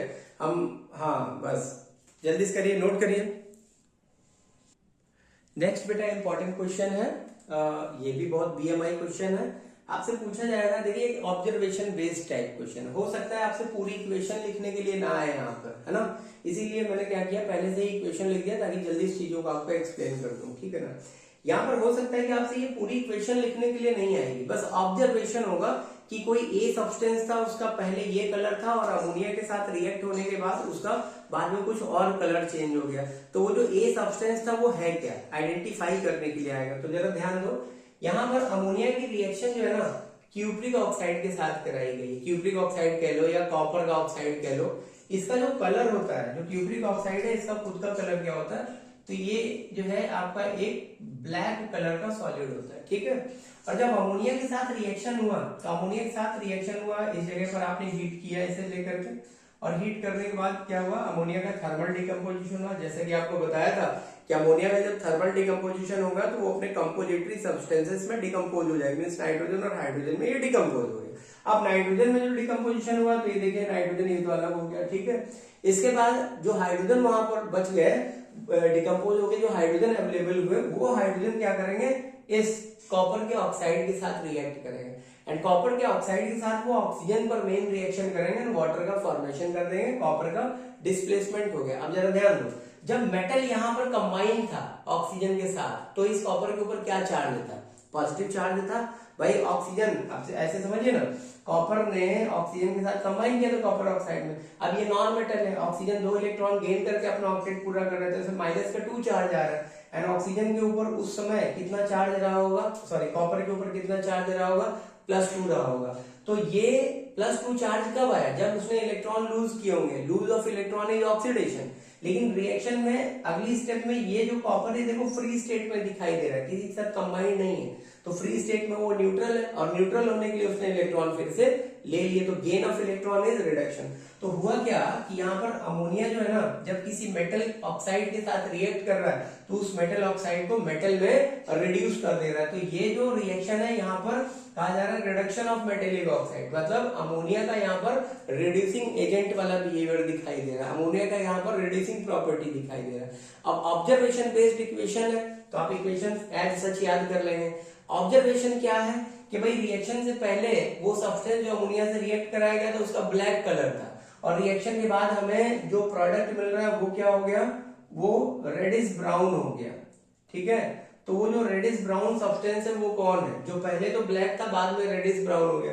तो आपको ये याद रखना पड़ेगा कि जो कॉपर का ऑक्साइड होता है वो ब्लैक कलर का होता है, एंड रिडक्शन के बाद कॉपर डिस्प्लेस हो जा रहा है, प्योर एकदम अलग हो गया, एंड प्योर कॉपर का कलर क्या होता है? रेडिश ब्राउन होता है। अगर नहीं पता है तो आज जो है इलेक्ट्रिक वायर थोड़ा सा से कहीं पर अलग टुकड़ा पड़ा हो निकालना, और कॉपर का देखना क्या कलर है, ठीक है बेटा। तो ये रेडिश ब्राउन, ये ऑब्जर्वेशन है। यहाँ पर आपसे लेड के बारे में पूछा गया, सेम देखिए इक्वेशन है, इक्वेशन में कोई चेंज नहीं, इक्वेशन में हर चीज वही सब कुछ है, बस CuO की जगह PbO हो गया है, ठीक है ना। तो यहाँ पर भी मेटल डिस्प्लेस हो रहा है। अब यहाँ पर ऑब्जर्वेशन क्या, आपसे कहा गया कि रिएक्शन से पहले, अमोनिया से जब रिएक्शन कराई थी उससे पहले जो वहां पर एक सब्सटेंस था वो आपका येलो कलर का है, ठीक है, और रिएक्शन के बाद जो है वो ग्रे कलर में चेंज हो गया। तो यहाँ पर इसका कलर क्या हो गया? ये आपका ये ग्रे कलर है, और ये जो है ये कैसा है? ये आपका येलो है, ठीक है। तो अभी याद कैसे रखोगे? तो आप जब लेड बोलते हो तो क्या बोलते हो? लेड, लेड, ठीक है। तो ल पर ए की मात्रा, तो ए से याद कर लो, ले मतलब येलो, ठीक है, ले मीन्स येलो। तो ये लेड जो है ये येलो कलर का ऑक्साइड है, और जब इससे मेटल डिस्प्लेस हो जा रहा है तो लेड क्या है? ये ग्रे कलर का है। तो ऑब्जर्वेशन में इस टाइप का क्वेश्चन है, जल्दी से नोट करिए। अगला केस है बेटा, पूछ लिया जाएगा कि जो हमने अमोनिया लेबोरेटरी में प्रिपेयर कर लिया, हम कैसे आइडेंटिफाई करेंगे कि वो जो गैस हमने प्रोड्यूस किया है वो अमोनिया ही है। तो अमोनिया की जो ये प्रिपरेशन है, इससे रिलेटेड कुछ आपसे टेस्ट पूछे जा सकते हैं, केमिकल टेस्ट इनको बोला जाता है, या identification test of the ammonia. तो यहाँ पर एक नेचुरल रिएजेंट होता है जिसको हम पोटेशियम मर्क्यूरिक आयोडाइड बोलते हैं। फार्मूला इसका होता है K2HgI4, इसको पोटेशियम मर्क्यूरिक आयोडाइड कहा जाता है। और इस नेचुरल रिएजेंट के साथ जब हम किसी अमोनियम सॉल्ट को लेकर के, अमोनिया लिया, उसका HCl से सपोज आपने रिएक्शन करा ली, अमोनियम क्लोराइड बन गया, सल्फ्यूरिक एसिड से रिएक्शन कराई अमोनिया की तो अमोनियम सल्फेट बन गया। तो ये जो अमोनियम सॉल्ट होता है, पहले हमने देखा अमोनिया प्रोड्यूस करा है, और अगर डाउट है कि यार ये अमोनिया है भी कि नहीं, तो चलो वो जो गैस प्रोड्यूस कराया था उसको HCl में पास कर दिया, HCl से रिएक्शन हुई तो आपका क्लोराइड सॉल्ट बन गया अमोनियम क्लोराइड, सल्फ्यूरिक एसिड से रिएक्शन हुई अमोनियम सल्फेट बन गया। अब ये जो सॉल्ट बन गए, इन्हें लेकर के ये जो आपका नेचुरल रिएजेंट है, इस नेचुरल रिएजेंट के साथ जब हम रिएक्ट कराएंगे, है ना, तो यहाँ पर एक ब्राउन कलर का जो है प्रेसिपिटेट बनेगा। अगर ब्राउन कलर का प्रेसिपिटेट बन रहा है तो समझ जाएंगे कि जो वो गैस जो वहां पर लेबोरेटरी में प्रोड्यूस करी गई थी वो क्या है? अमोनिया है। इसके अलावा जो एक बहुत बढ़िया टेस्ट है जो हम लोगों ने HCl में भी पढ़ा था, कि जो अमोनिया गैस प्रोड्यूस हो रही है जहां पर, उस जगह अगर हम HCl से भीगी हुई कोई कॉटन बड या कोई ग्लास रॉड लेकर के आ रहे हैं जो HCl में डूबी हुई है, HCl एसिड में, ठीक है, हाइड्रोक्लोरिक एसिड में, और अमोनिया जो है उस गैस जार में पड़ी हुई है, तो इसके गैस जार के मुंह के साथ जब इसको लाएंगे तो अमोनिया और HCl आपस में रिएक्ट करके क्या बना देंगे? ये बना देंगे NH4Cl। और ये पीछे पढ़ चुके हो कि जो NH4Cl होता है, इसके हमें जो है व्हाइट फ्यूम्स दिखाई देंगे, व्हाइट कलर के यहाँ पर फ्यूम्स दिखाई देंगे। तो ये क्लियर हो गया, एक तो ये केमिकल टेस्ट हो गया, एक ये केमिकल टेस्ट हो गया। और ये जो नेचुरल रिएजेंट वाला ना बेटा, ये बहुत इंपॉर्टेंट है, इसको 100% करके जाना, छोड़ना नहीं, ये भी बहुत पूछा जाता है। इसके बाद आप उसके आइडेंटिफिकेशन टेस्ट में लिटमस जो सॉल्यूशन है वो वाला टेस्ट दे सकते हो, क्योंकि अमोनिया क्या है? बेसिक नेचर का है, तो ये क्या करेगा? ये रेड लिटमस को ब्लू कर देगा। इसी तरीके से अगर मिथाइल ऑरेंज की बात करी जाए तो मिथाइल ऑरेंज के लिए MO लिखो, ठीक है, ये मिथाइल ऑरेंज। और मिथाइल ऑरेंज किसी बेस के साथ जब रिएक्ट करता है तो बेस को किस में कन्वर्ट कर देता है? वाई, है ना, मींस येलो में। तो ये हो गया आपका, देखिए, मिथाइल ऑरेंज। और मिथाइल ऑरेंज जब किसी बेस के कांटेक्ट में आता है तो बेस को क्या कर देता है? येलो कर देता है। तो MOBY फंडा याद रखो, MO का मतलब मिथाइल ऑरेंज, बेस के साथ जब कांटेक्ट में आएगा तो ऑरेंज से वो येलो में टर्न हो जाएगा। और अमोनिया का खुद का नेचर क्या है भैया? अमोनिया जो है बेसिक नेचर का है, तो सीधी सी बात है, मिथाइल ऑरेंज के ऑरेंज कलर को येलो में टर्न कर देगा। इसके अलावा एक इंडिकेटर होता है जिसे फिनोल्फथैलीन कहा जाता है, फिनोल्फथैलीन। तो ये जो फिनोल्फथैलीन है ये क्या है? ये एक बेस इंडिकेटर है, एसिड पर तो इसका कोई इफेक्ट नहीं, और फिनोल्फथैलीन का कोई कलर नहीं होता है, कलरलेस है, ठीक है। लेकिन जैसे ही फिनोल्फथैलीन पर आपने सम ड्रॉप किसी बेस की इंट्रोड्यूस करी तो ये कलरलेस से किसमें कन्वर्ट हो जाएगा, कलरलेस से ये पिंक हो जाएगा। तो अगर अमोनिया को फिनोल्फथैलीन सॉल्यूशन में पास कराया जाए या अमोनिया का सॉल्यूशन बना करके उसमें आपने फिनोल्फथैलीन ऐड किया और वो कलरलेस से पिंक हो जा रहा है, तो भी आप समझ जाओगे कि जो हमने गैस बनाई है या कलेक्ट करी है वो अमोनिया गैस है। नोट करिए, ये भी बहुत इंपॉर्टेंट है। नेक्स्ट केस है बच्चों, ये लास्ट है इस वीडियो का, यूजेस ऑफ अमोनिया। अमोनिया को किस तरीके से यूज हम लोग करते हैं। तो देखिए, अमोनिया का जो बहुत ज्यादा यूज हो रहा है ना, वो एक इको फ्रेंडली होने की वजह से है, क्योंकि अमोनिया जो होता है वो ओजोन के डिप्लीशन में किसी तरीके से जो है ना वर्क नहीं कर रहा है। ठीक है, तो यहाँ पर ध्यान देना है कि अमोनिया जो है एक बहुत अच्छा रिफ्रिजरेंट की तरीके से यूज होता है आइस प्लांट्स में। जो लिक्विड अमोनिया है, लिक्विड अमोनिया की बात हो रही है, लिक्विड अमोनिया आइस प्लांट्स में एक बहुत अच्छे रेफ्रिजरेंट के तौर पर यूज होता है, बहुत अच्छा कूलिंग इफेक्ट देता है। क्यों? क्योंकि जो लिक्विड अमोनिया है वो वेपराइज होने में बहुत ज्यादा एनर्जी लेता है, तो इतनी आसानी से वो वेपराइज नहीं होता है। इस वजह से क्या होता है, आइस प्लांट्स में लिक्विड अमोनिया को एज ए रेफ्रिजरेंट यूज करते हैं। ठीक है ना। और ओवर कहां पर, अगर हम क्लोरोफ्लोरोकार्बन का यूज कर रहे हैं, वो भी रेफ्रिजरेंट गैसेस है, अगर उनका यूज कर रहे हैं तो ठीक है, रेफ्रिजरेशन तो बहुत अच्छा हो जाएगा। लेकिन एटमॉस्फेयर में क्या इफेक्ट आएगा, हमारे एटमॉस्फेयर से बाहर जहां पर ओजोन लेयर है ना, ओजोन के डिप्लीशन में क्लोरोफ्लोरोकार्बन, जिनको CFCs बोलते हैं, इनका बड़ा एक इफेक्ट है। तो इस इफेक्ट को कम करने के लिए या इस इम्पैक्ट को बिल्कुल खत्म कर देने के लिए हमें किसी दूसरे रेफ्रिजरेंट की जरूरत थी। तो वहां पर अमोनिया का जो फार्म लिक्विड अमोनिया है ना, कंडेंस कर लिया ना अमोनिया गैस को, लिक्विड अमोनिया तैयार कर लिया, वो एक बहुत अच्छा जो है रेफ्रिजरेंट की तरीके से यूज होता है, पहली चीज। दूसरा जो बहुत इंपॉर्टेंट पॉइंट है कि जो अमोनिया है हम उसे डिफरेंट अमोनियम कंपाउंड्स बनाने में यूज करते हैं, और उन्हीं डिफरेंट अमोनियम कंपाउंड्स में बहुत सारे ऐसे नाइट्रोजनस कंपाउंड है जिन्हें हम नाइट्रोजनस फर्टिलाइजर के तौर पर यूज करते हैं ना, जो केमिकल फर्टिलाइजर होते हैं प्लांट की ग्रोथ से रिलेटेड, जैसे अमोनियम सल्फेट हो गया, अमोनियम नाइट्रेट हो गया, यूरिया हो गया। तो इन सब की सिंथेसिस कराने में भी अमोनिया का यूज किया जा रहा है। बात समझ में आ गई बेटा? ठीक है, अगर वीडियो समझ में आया हो प्लीज तो दोस्तों बीच में शेयर करना बिल्कुल मत भूलना। नहीं सब्सक्राइब किया है जिन लोगों ने या आपने खुद भी, तो उनसे सब्सक्राइब करवाइए और प्लीज लाइक दीजिए। ठीक है, थैंक यू।